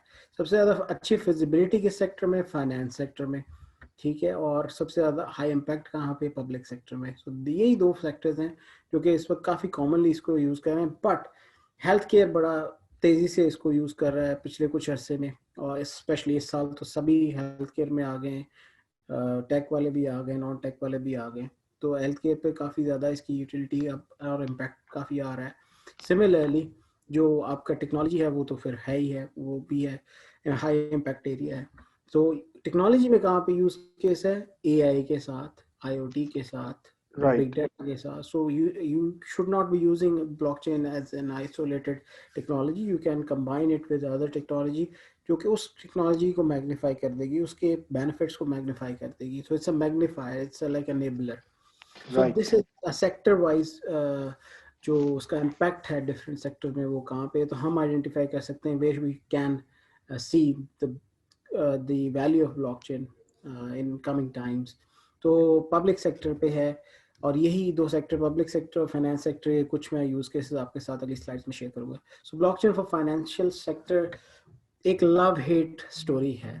स्टार्ट वही हुआ था कि जब क्रिप्टो करेंसीज आई थी, उसकी वजह से ब्लॉकचेन आई थी, तो लोगों ने, बैंक्स वालों ने, फाइनेंशियल इंस्टीट्यूशन ने इसको थ्रेट लिया था, और इसको मिनिमाइज करने की, या इसको बिल्कुल बैड मीडिया भी ज्यादा इन्हीं ने क्रिएट किया था Hmm. शुरू में। तो वो ट्राई ये थी कि इसको निकाल दिया जाए, सीन में ही ना आने दिया जाए, ताकि लोग इसको समझे ही ना, जाने ही ना, और ये खत्म हो जाए उसी इनिशियल फेज में। हुआ नहीं।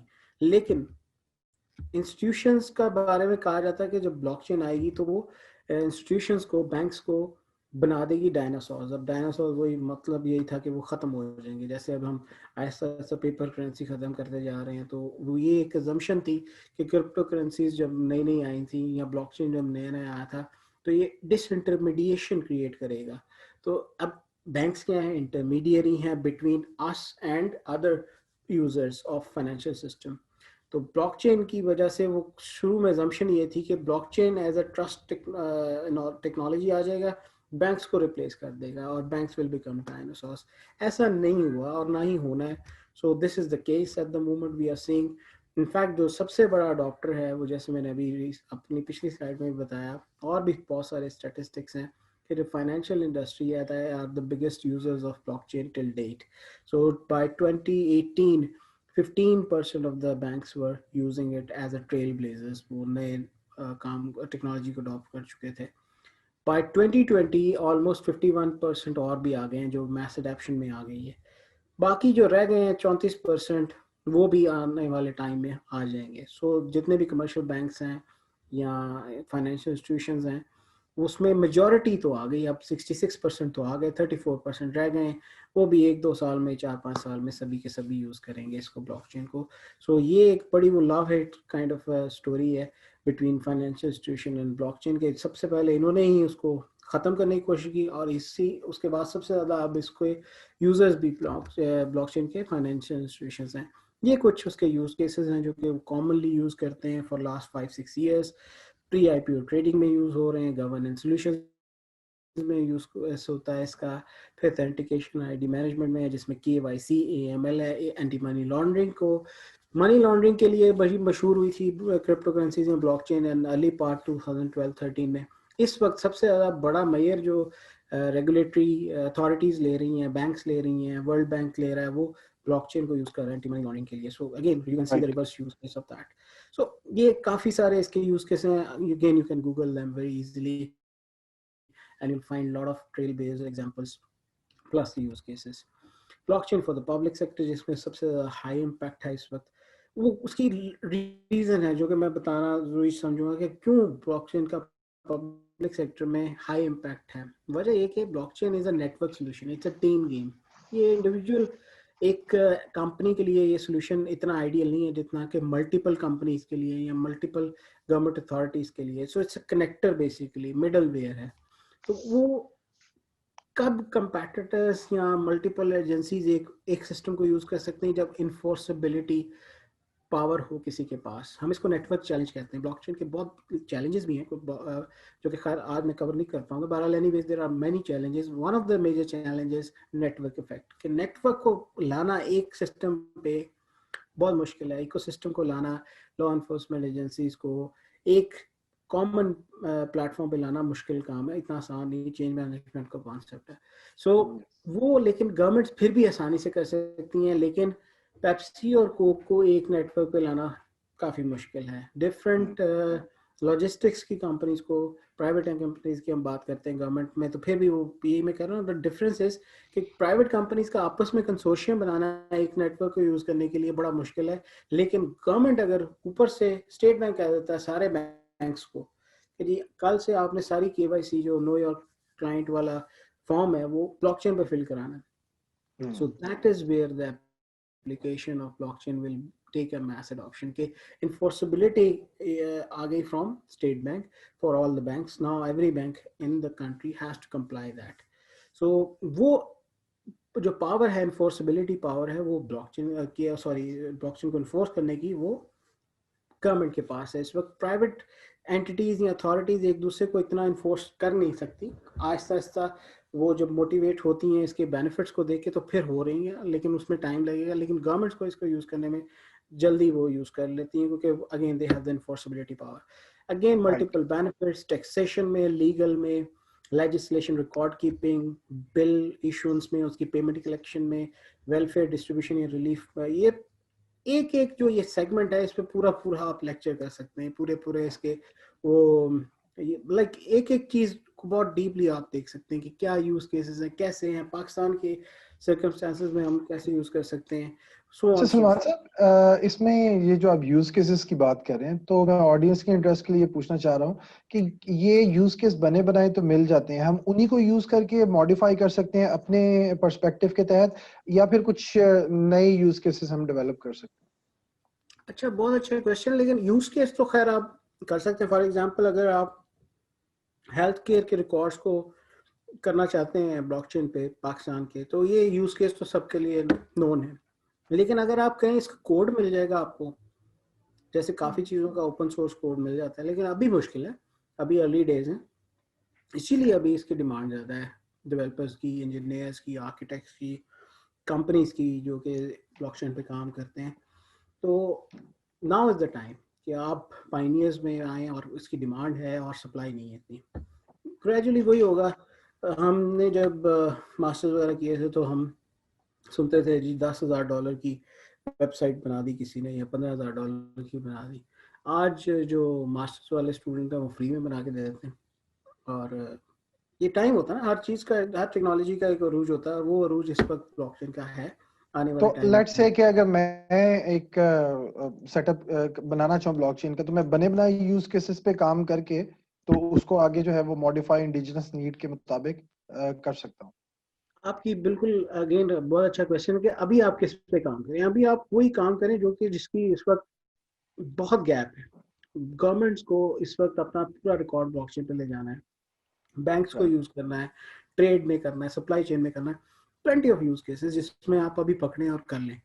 लेकिन ये शुरू के इंटरनेट के दिनों की बात है कि स्टैटिक वेबसाइट या ग्रेजुअली थोड़ी थोड़ी सी एप्लीकेशन, उसके ऊपर बिजनेस मॉडल्स आने शुरू. ग्रेजुअली जब आप इस फील्ड में होंगे ना, आपको खुद ही नए नए आइडियाज आ जाएंगे. यार ब्लॉकचेन के साथ ये भी किया जा सकता है, इसको हम आईओटी के साथ कंबाइन करके हम, अब जैसे ऑटोनोमस कार्स का बहुत फिनोमेना आने वाला है, आ गया है बहुत सारे यूरोपियन कंट्रीज में. तो उस पे जो आईओटी की जो कम्युनिकेशन होती है, दैट इज सिक्योरिटी होते हैं इश्यूज उसके अंदर, और इसी वजह से वो मास अडॉप्शन में भी जा भी नहीं रहा. लेकिन जब उनकी आपस में आईओटी की कम्युनिकेशन ब्लॉकचेन पे होगी, सिक्योर्ड होगी, तो फिर वो और कॉन्फिडेंस के साथ ज्यादा मार्केट में उसकी अडॉप्शन आ सकती है. इसीलिए अब ये आज से 2-3 साल पहले लोगों ने विजुअलाइज नहीं किया था कि ये भी यूज केस हो सकता है ब्लॉकचेन में. आज है. एनर्जी सेक्टर में कुछ यूज केसेस थे जो कि अब विजुलाइज होने शुरू हो गए हैं या लोगों ने पीओसी करने शुरू कर दिए, जो कि 2-3 साल पहले नहीं सोच रहे थे। जो आज हम सोच रहे हैं 2-3 साल बाद वो उसके बहुत बड़े बिजनेस मॉडल्स निकल सकते हैं। अगेन वही एग्जांपल है ब्लॉकचेन वाली, जो फेसबुक जब शुरू हुआ था उससे नहीं आइडिया था उससे क्या क्या बिजनेस मॉडल निकालेगा। अव्वल तो जब इंटरनेट शुरू हुआ था तो आइडिया नहीं था कि फेसबुक भी तब भी बन नहीं था। सकता है, सोशल मीडिया भी एग्जैक्टली। बन सकता है, उबर भी बन सकता है, शेयरिंग डिवाइस जो एप्स हैं वो भी आ सकती हैं, booking.com जैसी या एयरबीएन जैसी। तो सो अभी इसका अर्ली मतलब है, डेज है जी। राइट, सो इसका मतलब ये है कि मोटिवेशन ये है कि on the sky is the limit, जो आप सोच सकते हैं वो चाहे छोटा सा भी आइडिया है वो क्लिक करके बिलियंस ऑफ डॉलर्स में जा सकता है। देखिए यू नेवर अभी नो। वो आप छोटे से वो भी करेंगे तो वो आपको अच्छी उसकी डिमांड है, ठीक है। राइट। ग्रेजुअली जब आप उस स्पेस में होंगे, अब मैंने जैसे बताया कि 4 साल पहले एंटर हुआ था, उस वक्त बहुत कम लिमिटेड लिमिटेड से यूज केसेस थे। अभी हम जिन यूज केसेस पे एज अ कंपनी काम करते हैं वो बहुत मेगा लेवल के हैं। आगे मेरा ख्याल है 4 साल बाद जो करेंगे वो हम कहेंगे यार वो भी हम कोई काम करते थे बच्चों वाला। तो ये ऐसे ही इवॉल्व होगा, लेकिन कब होगा? जब आप उस स्पेस में होंगे, जब आप उस फील्ड में होंगे। जब आप होंगे ही नहीं तो फिर वो कब आप इवॉल्व कैसे करेंगे? सो ये सारे यूज केसेस हैं गवर्नमेंट के लिए। अभी इसकी बहुत डिमांड है गवर्नमेंट्स में और आप बड़े इजीली उसमें एंटर हो सकते हैं। हर हर अथॉरिटी में इसकी रिक्वायरमेंट है इस वक्त। लैंड रिकॉर्ड्स जाने हैं ब्लॉकचेन पे, बर्थ रिकॉर्ड्स जाने हैं, नादरा ने पूरे का पूरा जाना है। कौन लेके जाएगा? ज़ाहिर है जब रिसोर्स होंगे तो फिर ही जाएगा। पाकिस्तान में भी कम ही है उसकी। मेरे ज़हन में ये इस वक्त दो आइडियाज आ रहे हैं, एक जी जी। टूरिज्म का आ रहा है और एक सप्लाई चेन का आ रहा है, और डिफेंस में तो डेफिनेटली इसकी बहुत ज्यादा एप्लीकेशन है। डिफेंस में तो बहुत ज़्यादा है, बहुत ज़्यादा। And I think defence will be one sector जो मैं प्रिडिक्ट करता हूँ पाकिस्तान में सबसे पहले शायद मैस लेवल पे यूज़ करेगा ब्लॉकचेन को राइट। आने वाले टाइम में 1-2 साल के अंदर। मेजर एरियाज कहाँ है पे, बेनिफिट कहाँ पे हैं? कनेक्ट करता है डॉट्स को इकोसिस्टम के। मैंने भी बताया कि गवर्नमेंट एक अदारे से नहीं चलती, मल्टीपल अथॉरिटीज़ होती हैं, लॉ इन्फोर्समेंट एजेंसीज हैं, मिनिस्ट्रीज हैं, म्यूनसिपल कॉरपोरेशन हैं एक्सेट्रा। उनको सबको आप एक प्लेटफॉर्म पे लाने के लिए आपको ब्लॉकचेन चाहिए। क्लाइंट का एक्सपीरियंस इन्हांस होता है, प्रोसेसिंग टाइम तेज होता है, सिक्योर होता है, इंटेग्रिटी आती है। किसी गवर्नमेंट के बंदे की गलती है तो आप चैलेंज कर सकते हैं कि जी आप उस पूरे वर्कफ्लो को ओपन करें, उसमें आप ट्रेस कर सकते हैं कि किसने गलत साइन किए, किसने मेरा डाटा लीक किया, किसने कुछ और हैंकी पैंकी की, वो किसका एक्सपीरियंस एनहांस हुआ, सिटीजन का। तो ये उसका बिल्कुल। फायदा है। मेरा आईडी कार्ड डुप्लीकेट नहीं हो सकता अगर वो ब्लॉकचेन पे है, अगर नहीं है तो फिर हो सकता है। तो किसका नुकसान है? सिटीजन का भी है, अगर गवर्नमेंट अथॉरिटी का तो सिटीजन का भी है। Similarly security and integrity of the data. Lastly workflow automation भी हो जाती है इससे। इसमें मैं एग्जांपल एक और सेमिनार में या वेबिनार में बता रहा था कि पाकिस्तान अब इस वक्त डिजिटल पाकिस्तान की बात हो रही है। काम तो ज़्यादा नहीं हो रहा लेकिन बातें तो काफ़ी हो रही हैं। जो काम भी हो रहा है वो 2005 वाली या 10 वाली टेक्नोलॉजीज पे हो रहा है। वाई नॉट 2020 वाली टेक्नोलॉजीज? हमने जब अपने वर्क फ्लोज को, अभी रिसेंटली मैं पीआईटीबी के कुछ इनिशिएटिव्स देख रहा था, वो लैंड रिकॉर्ड्स वगैरह करने जा रहे हैं। अगर आपने लैंड रिकॉर्ड्स को करना ही है तो why on a legacy technologies, why not on blockchain? क्योंकि ब्लॉकचेन पे ही आपने बिल्कुल बिल्कुल। मजबूरन करने ही हैं 2-3 साल बाद। वाई यू बिल्कुल want to waste your energy, why you want to waste the resources, why you want to go for a 2G then 3G then 4G and then 5G? आपके पास चांस है 3G से सीधा 5G पे jump करने का। Let's do that thing. Anyways बिल्कुल। वो discussion कहीं और चली जाएगी, लेकिन वर्कफ्लो ऑटोमेशन के लिए भी एनेबलर है और पाकिस्तान में बहुत सारी डिजिटाइजेशन हो रही है, होने वाली है। So let's not do it on legacy technologies, do it on emerging technologies which is available now. ये हमारा साझा दुख है सलमान साहब, मेरे ख्याल में इस पे बाद में बात करेंगे। वही मैं इसीलिए मैं वो ये है भी थोड़ी सी वो पिन पॉइंट है पाकिस्तान के जो जी। खास तौर पे बाहर रहते हैं लोगों के लिए कि यार ये हमें फिर धोखा। Anyways will do it sometime else. Right. Right. Blockchain for governance की कुछ एग्जांपल मैं देना चाह रहा था। तो हमारा अपना एक प्रोजेक्ट है जो कि हमने मक्का म्यूनसिपैलिटी के साथ किया है, चल रहा है। उसमें हमने किया क्या है कि उन्होंने अपनी ई सर्विसेज दी हुई हैं सिटीजन्स को। जैसे अभी आपके साथ शेयर कर रहा था, पीआईटीबी ने एलडीए की या कुछ और एंटिटीज़ की, पुलिस की भी सर्विसेज आ गई हैं। तो हमने उनको जो बका म्यूनसिपैलिटी के साथ जो प्रोजेक्ट कर रहे हैं, हमने उनकी ई सर्विसेज को ब्लॉकचेन पे लिया है। तो उससे वही फायदे वही हैं, बेशुमार फायदे। इसमें से अब एक फायदा मैं आपको इस इलस्ट्रेशन से दे सकता हूँ कि मक्का म्यूनसिपैलिटी ने सिविल डिफेंस को, पुलिस को, वजारत हज, मिनिस्ट्री ऑफ हज एंड उम्रा को, इंजीनियरिंग ऑफिस को, सिटीजन को एक नेटवर्क पे लिए हैं। अब जब सिटीजन जो है वो अब जो टेनेंट्स हैं उसके गवर्नमेंट के, सॉरी बिल्डिंग्स के, वो कोई एप्लीकेशन देते हैं मक्का म्यूनसिपैलिटी को, वो जगह जगह से राउट होके वो एप्लीकेशन जो है वो अप्रूव होनी है। फिर जाके इन्होंने वो उसका सर्टिफिकेट देना है, बिल्डिंग का लैंड इशुएंस देनी है। अब जब वो ब्लॉकचेन पे आ गए सारे इकोसिस्टम, जो काम वो समटाइम्स 13 दिन में 15 दिन में करते थे और 13-15 बंदे थे, अब एक बंदा और एक दिन के अंदर ये सारे काम हो जाते हैं, क्योंकि ऑटोमेटेड है वर्क फ्लो और राउट हो जाता है। कहीं पे कोई गलती होती तो वो ट्रिगर हो जाती स्मार्ट कॉन्ट्रैक्ट से। So that the plenty of benefits of this application. जो नेक्स्ट स्केल में हम लेके आ रहे हैं और बिजनेसेस को भी इसी नेटवर्क पे ला रहे हैं, जो उनकी एक्सटीरियर मिनिस्ट्री है या अदर जो उनके गवर्नमेंट इंस्टीट्यूशन हैं उनको भी लेके आ रहे हैं। तो फिर ये cross municipal corporation, cross ministry integration हो जाएगी, ब्लॉकचेन ऑफ ब्लॉकचेन बन जाएगा। So that is the next step of this B governance suite जो हम उनके साथ कर रहे हैं। ये वही फेज बाय फेज प्लान है। अगेन बहुत ज़्यादा टाइम नहीं हमारे पास, तो otherwise I could have explained it in a lot more detail. So we started with the small steps, then we took it to the fostering of the cross organizational and cross regional government, and finally we'll take it to the next level जहाँ पे हम उनको blockchain as a service platform देंगे और उनकी जो relevant formulation है for the strategy and policy framework उनके साथ काम करेंगे. So this is how governments are using blockchain for the benefits of themselves and of course for the citizens as well. एक और हमारा प्रोजेक्ट है which is again needed one at the moment in the world, which is COVID-19.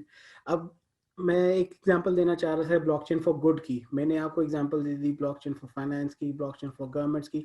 एक मैं example देना चाह रहा था ब्लॉकचेन फॉर गुड की, हेल्थ केयर में या गुडनेस ऑफ द सिटीजन्स के लिए, सोसाइटी के लिए भी एप्लीकेशन है ब्लॉकचेन की काफ़ी ज़्यादा। ये एक स्वीट ऑफ एप्लीकेशंस है मेटलॉक के नाम पे, जिसमें 12 डिफरेंट एप्लीकेशंस हैं जो कि health care records, information management system, supply chain management system, relief management system, integration of all these and others legacy technologies, credential issues. Again इनकी एक एक में जाएंगे तो फिर बहुत टाइम लग जाएगा। बहरहाल magnitude of applications for COVID countering, which is now needed for world to save lives and at the same time enable the quick recovery of the economy. So again, what is bringing this? Blockchain, of course, not alone with the legacy technologies and with the AI as well, but blockchain is a serious contributor in this project. ये अच्छा उसके कुछ सलमान साहब, जी हमारे पास 10 से 15 minute है. Will we able to wind up in this time? इंशाल्लाह hopefully we'll do that. क्योंकि मेरे एक दो शॉर्ट क्वेश्चंस हैं, उसका भी मेरे ख्याल में Yeah, hopefully we'll do that. अगर हुआ तो फिर let's see. Again, मैं कुछ आज चाह रहा हूँ कि जितना ज्यादा मैं नहीं शेयर कर दूं। मैं तो बहुत एंजॉय कर रहा हूँ, यकीन करें. मैं तो आपके साथ घंटों बात कर सकता हूँ, बट वो ऑडियंस के लिए भी. नहीं, मेरे भी बिल्कुल टाइम का थोड़ा सा है, but anyways we'll continue. Hopefully within that 10 minutes we will be able to. मैं आपको चाय नहीं ऑफर कर सका, मैं साथ साथ पी रहा हूँ. सॉरी. नहीं, मैंने अपना इंतजाम किया है, कॉफी मैंने पी ली, चॉकलेट में रखी है। मुझे आज लग रहा था I'll be going for a big thing, so मैंने अपना इंतजाम करके बैठा हूँ. Anyway, so moving forward is the ये कुछ benefits हैं. Again, anyone wants, I can share the details about the project and they can see what are the tangible benefits of blockchain if they are it has been used for public good. अब मैंने बात की थी कि sector wise benefits हैं blockchain के, use cases हैं, फिर इंडिविजुअल डिपार्टमेंट वाइज या फंक्शनैलिटी वाइज कुछ बेनिफिट्स हैं, यूज केसेस हैं ब्लॉकचेन के. So for the finance function, जो कि तकरीबन हर बिजनेस में होता है, हर ऑर्गेनाइजेशन में होता है, these are some of the major use cases. इसके अलावा भी बहुत सारे हैं, these are some of them.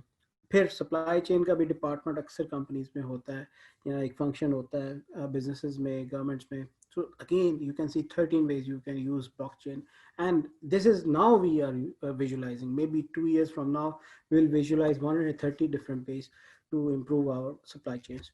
Similarly, HR departments होते हैं, उसके अंदर भी काफ़ी use cases हैं. अब ये एक-एक sector पे हम almost पूरा पूरा दिन का कर लेते हैं कभी कभी ट्रेनिंग कोर्स, जब हमें वो स्पेसिफिकली एड्रेस करना होता है उसी डिपार्टमेंट को. So then we start Right. And and with the use cases of that particular sector. आज सिर्फ दिखाने का मकसद ये कि आप लोग ये ना समझे कि बड़ी लिमिटेड सी चीज़ है ब्लॉकचेन. इट्स अ ओशन, और ओशन के अंदर बहुत सारे सीज Exactly. होते हैं. ये मैं बहुत सारे सीज को सिर्फ आपको ओवरव्यू दिखा रहा हूँ. Right. अब ये बहुत इंपॉर्टेंट पॉइंट है कि हाँ, अब इसके अंदर अपॉर्चुनिटीज़ कहाँ पे हैं. अब अपॉर्चुनिटीज़ तो बिजनेसेस की भी हैं, स्टार्टअप्स की भी हैं. मेरा फोकस ज़्यादा आज होगा कैरियर्स पे, कि अगर आपने एंटर होना है इसमें as a developer, as a somehow किसी जॉब साइट पे, तो वो उसके आपके पास अपॉर्चुनिटीज़ क्या हैं. पहले तो एंटर क्यों, कुछ तो मैं काफ़ी स्लाइड बाय स्लाइड काफ़ी जगह पे मैंने एम्फेसाइज किया कि इस वक्त लेस कंपटीशन है. जो भी आ जाएगा एक्सपर्ट का टाइटल उसको ज़रा जल्दी मिल जाएगा बाकियों की निस्बत. ग्रेटर हाई रेट है. मैं बड़ा इजीली कह सकता हूँ कि पाकिस्तान में भी अगर आपके पास 100 सॉफ्टवेयर हाउसेज हैं, तो अगर आप 80 सॉफ्टवेयर हाउसेज को कहेंगे कि मैं इस वक्त ब्लॉकचेन एक्सपर्ट हूँ, तो 80 आपको इस वक्त लेने को तैयार होंगे. 20 हो गए जिनको शायद अभी नहीं आइडिया, लेकिन Idea. पाकिस्तान की बात कर रहा हूँ. बाहर आएंगे तो उससे भी ज़्यादा अडॉप्शन रेट है. Work in an enterprise environment, अच्छे अच्छे बड़े बड़े प्रोजेक्ट्स पे काम हो रहा है, आप उसमें आ सकते हैं. अब ये मोबाइल ऐप्स वगैरह में तो नहीं अभी इतनी अपॉर्चुनिटीज़ रही, शुरू में थी, अब तो वो नहीं रही. तो नाउ इज़ द टाइम. अगर आप बड़े प्रोजेक्ट्स पे काम करना चाह रहे हैं तो this is the time. Similarly better पे है इस वक्त, तो डिमांड है, अच्छे आपको रिवॉर्ड्स मिल जाएंगे उसमें. ग्लोबल रेवोल्यूशनरी प्रोजेक्ट्स में, जो जैसे कि मैंने बताया था कि अब अगर फेसबुक को हम इजीली रेवोल्यूशनरी प्रोजेक्ट का क्लासिफिकेशन में डाल सकते हैं, ऊबर को इजीली रेवोल्यूशनरी प्रोजेक्ट में डाल सकते हैं. So now is the time कि जब आप इस तरह के प्रोजेक्ट्स में आ सकते हैं, जो कि आज शायद आपको नहीं नज़र आ रहे, लेकिन 4 साल बाद 5 साल बाद वो रेवोल्यूशनरी प्रोजेक्ट्स होंगे अपने टाइम के. एक्सक्लूसिव जॉब पोजीशंस हैं इस वक्त के. एक्सक्लूसिविटी ये है कि सिर्फ आप ब्लॉकचेन पे काम कर रहे हैं, आप ये नहीं कि वो, अब आप भी बहुत सारे लोग सॉफ्टवेयर हाउसेज में काम करते हैं तो वो पूरे स्टैक पे काम कर रहे होते हैं, तो एक्सक्लूसिविटी उनके पास नहीं होती, उस जैक ऑफ ऑल ट्रेड्स ही बन जाते हैं. तो यहाँ पे आप एक एक्सक्लूसिव स्टेटस ले सकते हैं, जो blockchain expert. And finally, securing your future. So it's emerging technologies, at least for next few years. I'm not guaranteeing the whole life, but at least for next few years it's a guaranteed career line. Now, जैसे मैंने बहुत शुरू में बताया था कि इसमें दोनों तरह के लोग आ सकते हैं, नॉन टेक्निकल भी और टेक्निकल भी. ये कुछ पार्ट्स हैं, मैं सिर्फ ब्रीफली उनके बारे में बताऊंगा कि अगर आप अपना स्टार्टअप करना चाहते हैं, अगर आप अपना बिजनेस चला रहे हैं, तो आप उसमें यूज़ केस देख सकते हैं ब्लॉकचेन के क्या हैं, और ब्लॉकचेन को टेक्नोलॉजी को यूज़ कर सकते हैं कैसे कैसे किया जा सकता है. सिर्फ एक एग्जांपल कि ब्लॉकचेन को हेल्थ केयर के जो प्रोफेशनल्स हैं वो भी यूज़ कर सकते हैं, डॉक्टर्स हैं या एडमिनिस्ट्रेटर्स हैं इसके हॉस्पिटल्स के. They can visualise what benefits they can foresee from blockchain. Blockchain में इस वक्त मार्केटिंग एंड सेल्स प्रोफेशनल्स की बहुत शॉर्टेज है. You can B one of them. You can be a solution architect, कि आपने विजुलाइज करने हैं सिर्फ सॉल्यूशंस, क्योंकि लेगेसी सॉल्यूशंस को डिज़ाइन करना बहुत आसान है. ब्लॉकचेन क्योंकि एक नया फील्ड है और एक डिसरप्टिव नेचर का फील्ड है, इसमें कॉम्प्लेक्सिटी या जो नई लेयर्स हैं वो बहुत ज़्यादा हैं. सो इसमें जितनी वैल्यू ब्लॉकचेन आर्किटेक्ट की है, वो आप रेगुलर जो सेंट्रलाइज्ड डेटाबेसेस के बेस पे जो सॉल्यूशंस बनते हैं, जो एप्स बनती हैं, वो उसके मुकाबले में कोई कंपैरिजन ही नहीं है. आप आम आर्किटेक्ट हैं, सॉल्यूशन आर्किटेक्ट हैं, और आप ब्लॉकचेन आर्किटेक्ट हैं, सॉल्यूशन आर्किटेक्ट हैं, there is no comparison. Multi times आपकी ज़्यादा वैल्यू है इस फील्ड में. फिर डेटा साइंस का भी सिमिलरली ऐसे ही है कि आम डेटा साइंटिस्ट है और एक ब्लॉकचेन बेस्ड डेटा साइंटिस्ट है, again multifold value. Blockchain administer, जो कि दो अब लेयर्स आती हैं ब्लॉकचेन के. डेवलपर्स भी होते हैं, जिसको नीचे यहाँ पे हमने ब्लॉकचेन इंजीनियर्स का दिया है यहाँ पे, लेकिन वो बेसिकली ब्लॉकचेन डेवलपर्स हैं कि जिन्होंने ब्लॉकचेन डेवलप करनी है.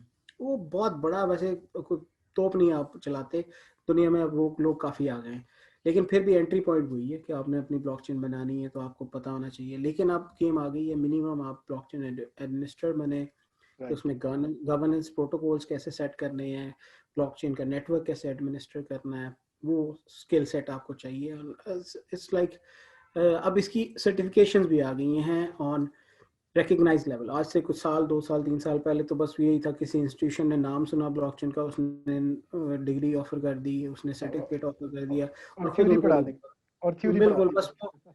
पता नहीं क्या क्या पढ़ा देते थे उसके अंदर। ब्लॉकचेन के अलावा सब कुछ होता था उसके अंदर। लेकिन राइट। अभी अभी अभी सीन अभी थोड़ा भी फर्क। अभी भी ऐसा हो रहा है कई जगहों पे। नहीं, वो तो है। देखें, वही वाली बात होती है कि मिस यूज तो होती है हर चीज, तो ये भी हुई है बड़ी सीरियसली। और एजुकेशन के साइड पे भी हुई है, इसकी काफी मिस यूजेज हुई है। राइट। और तो लेकिन ग्रेजुअली आपको रिकग्नाइज्ड इंस्टीट्यूशंस भी मिल रहे हैं, रिकग्नाइज्ड लोग भी मिल रहे हैं जो कि इस पे, मैं सिर्फ ये कहूँगा कि जिससे सीखें, कम से कम वो खुद काम करता हो स्पेस में, उसने पढ़ बिल्कुल के ना पढ़ानी शुरू कर दे। ये मेरे दोनों बिल्कुल हाथ जुड़े हैं आप लोगों को। मैंने नहीं पढ़ानी, मैं भी बिल्कुल ये ठीक है। अपने लिए नहीं कह रहा। प्लीज ऐसे बंदे से मत पढ़िएगा या समझिएगा जिसने कभी खुद नहीं ये काम किया, और जी जो कि बिल्कुल। 90% केस में यही होता है। थोड़ा सा राइट। सुना, थोड़ा से आर्टिकल्स पढ़े, थोड़ा सा समझा, और बस जी ब्लॉकचेन एक्सपर्ट। वो नीम हकीम खतरा जान होता है ना, वो तो फिर ऐसे ही फिर इसी होगा, तरह बिल्कुल ऐसे ही होगा। तो ये मेरा अच्छा। जो ना सबसे बड़ा मैसेज वो यही है कि डोंट फॉलो समवन जिसने खुद ब्लॉकचेन पे काम नहीं किया हुआ या ब्लॉकचेन की एप्लीकेशंस पे काम नहीं किया हुआ। राइट। तो फाइनली मैं इसमें सिक्योर। जहाँ तक समझा हूँ वो ये है कि मतलब जितने भी टॉप आईटी की जेडीज हैं उनके साथ ब्लॉकचेन का एडजेक्टिव लगा दें तो आपकी वैल्यू जो है वो इनहेंस हो जाएगी। Like project blockchain project developers, blockchain quality engineers, web designers and team leads and so architect and etcetera. बिल्कुल ऐसे ही है ना अली, ये एडिशनल लेयर है, और लेकिन ये बिल्कुल बड़ी ठीक है। क्रिटिकल लेयर है आने वाले टाइम में। और कॉम्प्लेक्स इस लेयर। वक्त इसकी डिमांड, सप्लाई बहुत कम है इस लेयर के, जो स्पेशलिस्ट हैं वो बहुत कम है, और डिमांड बहुत अच्छी है। तो नाउ इज द टाइम कि आप इस फील्ड में स्पेशलाइज्ड रोल लें। अब ये ना आप सुने, ये अगर कोई कहता है नहीं मैं ब्लॉकचेन में आना चाहता हूँ, भाई क्या आप किस काम में आना चाहते हैं? आप सिक्योरिटी के प्रोफेशनल हैं, आप ब्लॉकचेन सिक्योरिटी पे काम करें। आप सिंपल कोडर एंड प्रोग्रामर हैं, आप राइट। ब्लॉकचेन डेवलपर की बात करें अपने आप के लिए, ठीक है। आप डेटा बिल्कुल सही। साइंटिस्ट हैं तो आप ब्लॉकचेन डेटा साइंटिस्ट बन जाएं। आप सेल्स में हैं तो आप ब्लॉकचेन के सॉल्यूशंस की सेल्स की तरफ आ जाएं। आप अगर कोई प्रोफेशनल है, गवर्नमेंट प्रोफेशनल है, तो आप यूज केस ऑफ ब्लॉकचेन उसमें देखें। अगर आप बिजनेस लीडर हैं तो आप think out any startup in the blockchain space. Architect का तो मैं वही बता रहा हूँ कि इसमें राइट। सबसे ऊपर इसमें कैटेगरी, क्योंकि आर्किटेक्ट क्यों है कि भाई कोई ऐसा बंदा आइडिया लेके आए या ऐसा आर्किटेक्चर क्रिएट करे कि जो नेक्स्ट फेसबुक बने, कोई के जो नेक्स्ट यूट्यूब बने, कोई जो नेक्स्ट ऊबर बने।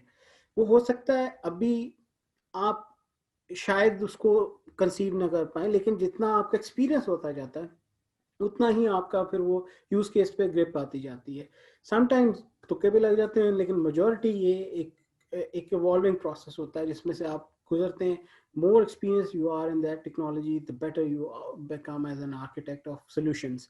सो इस वक्त इस राइट। स्पेस में सबसे ज़्यादा डिमांड है। डेवलपर्स भी काफ़ी हैं, और बाकी जो रोल्स हैं एडमिनिस्ट्रेटर वगैरह भी अवेलेबल हैं, but architects are very scarce at the moment in technical, अगर हम बात करें तो इस अच्छा पे सलमान अगर साहब, आप मेरा। इस पे भी काइंडली थोड़ा सा बता दें कि एक तो NIES हम भी करवा रहे हैं ब्लॉकचेन के ऊपर ट्रेनिंग। माशाल्लाह आपकी तरफ से काफ़ी गाइडलाइंस मिली है, हम इनको ज़रूर इनकलकेट करेंगे अपने इस प्रोग्राम के अंदर। तो इसके अलावा जो ट्रेनिंग्स है वो I think BTA blockchain training alliance है, फिर कोरम, ईथर, बिटकॉइन टॉक्स, इस तरह के जो डिफरेंट है। इनमें BTA इज द बेस्ट। अगर आप ब्लॉकचेन 101 है, वो फिर भी कुछ थोड़ा सा जरा क्रिप्टो की तरफ अलाइंड इंक्लिनेशन थोड़ी सी है, लेकिन अच्छा उनका भी इंटरप्राइज सॉल्यूशंस पे जो ट्रेनिंग प्रोग्राम्स हैं अच्छे हैं। बट अगर आप बेस्ट की बात करें तो वो ऑब्वियसली BTA है। BTA के जो ट्रेनिंग कोर्सेज हैं वो राइट। बड़े वेल स्ट्रक्चर्ड हैं, और वो ग्रिप है उनकी, उन्होंने काम किया हुआ है। They talk with the companies जो यूज कर रही हैं ब्लॉकचेन को, they talk with the professionals on a daily basis. They have a good grip on this technology. So I'll recommend BTA अगर आप ग्लोबल की बात करें। पाकिस्तान में तो किसी की भी मैं रिकमेंडेशन नहीं दूंगा। तो ये आखिरी स्लाइड है before I go for the conclusion. वो यही है कि इसमें जब मैंने पिछले रोज बताए उनकी मार्केट डिमांड इस वक्त क्या है विद रेशियो ऑफ, अगर आप देखें रैंकिंग वाइज देखें तो सबसे ज़्यादा इस वक्त मार्केट में जो डिमांड है वो मार्केटिंग स्पेशलिस्ट की है 9 आउट ऑफ 10, डिज़ाइनर्स की है लीगल कंसल्टेंट्स की भी है, लेकिन इतनी नहीं है जितनी इन चीज़ों की है। फिर उसके बाद ये भी इतनी क्वालिटी इंजीनियर्स की भी इतनी ज़्यादा अच्छी डिमांड है, but not at that level. Developers are in good demand, blockchain engineers are in good demand. और ये वो कुछ स्पेसेस हैं जहाँ पे काफ़ी सीरियस किस्म की हाई डिमांड है, ये वाले जितने भी एरियाज हैं। बाकी भी रोल्स जो हैं दे आर नॉट बैड, लेकिन अगर आप देखें सबसे कम डिमांड किसकी है, इंटरनी की। ठीक है, वजह उसकी यही है, very easily, it's not like a brain, कोई बहुत मुश्किल चीज़ नहीं है सोचनी इसके बारे में कि ब्लॉकचेन एक नई इवॉल्विंग स्पेस है। हमारे पास भी लोग आते हैं कि जी इंटर्नी बनना है, तो हम पहले ये असेस करते हैं कि this internee will remain as internee और ही विल कंट्रीब्यूट और she will contribute in the long run as well. So ये इसमें इंटर्नी पे इन्वेस्ट करना है आपने, नई टेक्नोलॉजी देनी, और बाद में वो इंटर्नी फ्लाई आउट करता है तो फिर मुश्किल हो जाती। सो इसमें आपको अगर कोई इंटर्नशिप ऑफर करेगा, ये प्रैक्टिकल बात बता रहा हूँ आपको, तो वो वही करेगा जो आपको पहले बॉन्ड साइन करेगा कि जी आप इतनी देर हमारे साथ काम करेंगे तो फिर हम आपको इंटर्नशिप कराते हैं। अदरवाइज वो कहेंगे कि जी हमारे पास स्किलफुल बंदा है, हमने किसी को सिखाना नहीं है, सिखा के वो कल को किसी और के पास जाके उसका फायदा देगा। तो वो ये ग्राफ उसको शो कर रहा है कि सबसे कम डिमांड इस वक्त मार्केट में इंटर्नीज की है। अगर आपने इंटर्नी बनना है, यू हैव टू देन उसकी प्रैक्टिकल, ये नहीं कि है ही नहीं डिमांड, जो डिमांड है वो यही है कि you have to sign the bond with that company to learn and then work on this innovative technology. Ideally तो यही कि आप सीख के कुछ ट्रेनिंग प्रोग्राम करके या अपना पीओसी बना के जाएंगे, तो then you can be qualified as a developer. जो भी आपका स्पेस है, इंजीनियरिंग का है, आपका प्रोजेक्ट मैनेजमेंट का है, तो ये स्पेस जो है ना इंटरनी वाला, थोड़ा सा इसको आप इतना वैल्यू ना दे, इसको बहुत ज़्यादा लोग आपको नहीं एंटर करेंगे स्पेस में। ग्लोबली ये बात कर रहा हूँ। हम रिव्यू कर लेते हैं अपने सेशन को जो हमने आज डिस्कस की चीज़ें। We started with the block of understanding the blockchain, then the next block was about blockchain then now and the next trend. फिर हमने बात की कुछ टेक बेसिक्स की ऑन ब्लॉकचेन, बेनिफिट्स देखे, डिफरेंट यूज केसेस देखे, और फाइनली अभी हमने अपॉर्चुनिटीज़ को असेस किया कि what are the opportunities and how we can enter into them, और किस में ज़्यादा इस वक्त स्पेस में किस वर्टिकल में हमें एंटर होना चाहिए। तो मैंने बड़ा क्लियर आपको बताया, आप ये ना ज्यूम करेंगे आपने डेवलपर ही बनना है, आपने अपनी ब्लॉकचेन ही बनानी है। आप क्वालिटी इंजीनियर हैं सिस्टम के, तो आप उस साइड पे जाएं। आप नेटवर्किंग को बड़ा अच्छा समझते हैं तो सिस्टम एडमिनिस्ट्रेटर बने नेटवर्क इसके ब्लॉकचेन के। अगर आप आर्किटेक्ट हैं तो क्या ही बात है, फिर आप उसमें सीधे जाएं ब्लॉकचेन के सोल्यूशन आर्किटेक्चर की तरफ। सिमिलरली अगर आप मार्केटिंग प्रोफेशनल हैं तो उसकी साइड पे आ जाएं। आप अगर कोई अपने सब्जेक्ट मैटर एक्सपर्ट हैं तब भी बड़ी वैल्यू है। एविएशन वालों ने ब्लॉकचेन की एप्लीकेशन बनानी तो उनको सब्जेक्ट मैटर एक्सपर्ट चाहिए जो कि ब्लॉकचेन को अच्छी तरह समझता हो। गवर्नमेंट पे अगर आप एक्सपर्ट हैं पॉलिसी फ्रेमवर्क के, तो उनको चाहिए इस वक्त स्ट्रेटेजिस्ट चाहिए, पॉलिसी मेकर चाहिए। So don't think if you are not techie you can not enter in this space. My foundation was in computer sciences, but then next 16 to 17 years of my career, initial 16 to 17 years of my career, I was not close to the IT side. But then I came into the blockchain. I came in as a subject matter expert. I came from defense and plus the training and performance management background. Everyone was talking about cryptocurrencies at that time, early 2017. I was talking about the people management side of the blockchain benefits, government space के क्या benefits हैं, HR के लिए क्या advantage हैं, performance management की efficiencies कैसे की जा सकती है, एविएशन साइड को कैसे देखा जा सकता है, डिफेंस साइड को कैसे देखा जा सकता है। That was my start. So I am again as I said I was not coming from the technology background, but I had to learn the technology. अब आपने अगर टेक्नोलॉजी की कंसल्टेंसी देनी, एडवाइजरी देनी है, you don't know the technology, ये मुश्किल काम है, फिर वो ज़रा मुश्किल है। You have to learn the technology, but the application of the technology in that particular space, जहाँ जिसके आप सब्जेक्ट मैटर एक्सपर्ट हैं, हेल्थ केयर के हो सकते हैं, किसी भी साइड के आप जहाँ के भी हैं, इंजीनियरिंग साइड के भी हो सकते हैं। Lastly, I'll close with these few things कि blockchain is not a problem looking for a solution. ये वो दौर नहीं है कि ब्लॉकचेन के बारे में सोचा जाए कि यार ये कौन से सॉल्यूशंस, कौन से प्रॉब्लम्स का सॉल्यूशन है। It is a solution looking for a problems and a mega scale problems जो हैं उसके लिए अब एक सोल्यूशन बन चुका है। और आखिरी, last but not the least, blockchain is magical.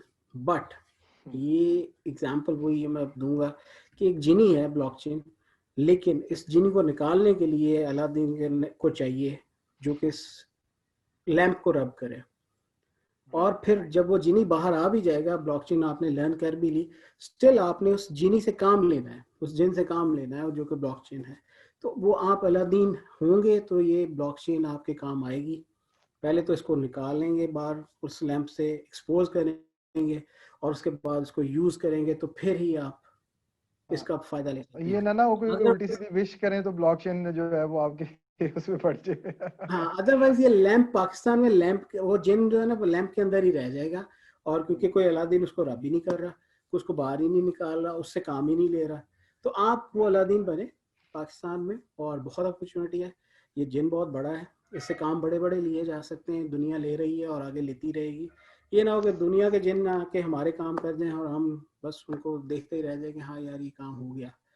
जैसे 5G आ गया, ये राइट। सैमसंग के मोबाइल्स आ गए, सॉफ्टवेयर, ये फेसबुक आ गई, अमेजोन आ गई, हम बस यूज़ करेंगे, देखते रह जाएंगे, करते कोई और जाएंगे। तो अगर एक अपॉर्चुनिटी अल्लाह मियाँ ने दी है तो उसको हम यूज़ कर लें। That's my last message. Thank you very much for everyone's time. Questions are most welcome. अभी बाद में any time you can have my right. contact details through Nias, and I'll be like welcoming any kind of question. Thank you very much Salman साहब for such इतनी detail में आपने हमें सारा blockchain की टेक्नोलॉजीज के बारे में बताया, और मिथ्स जो हैं वो आपने बस्ट की और हमें गाइड किया हमारी ऑडियंस को। Once again thank you very much and thank you for joining this session.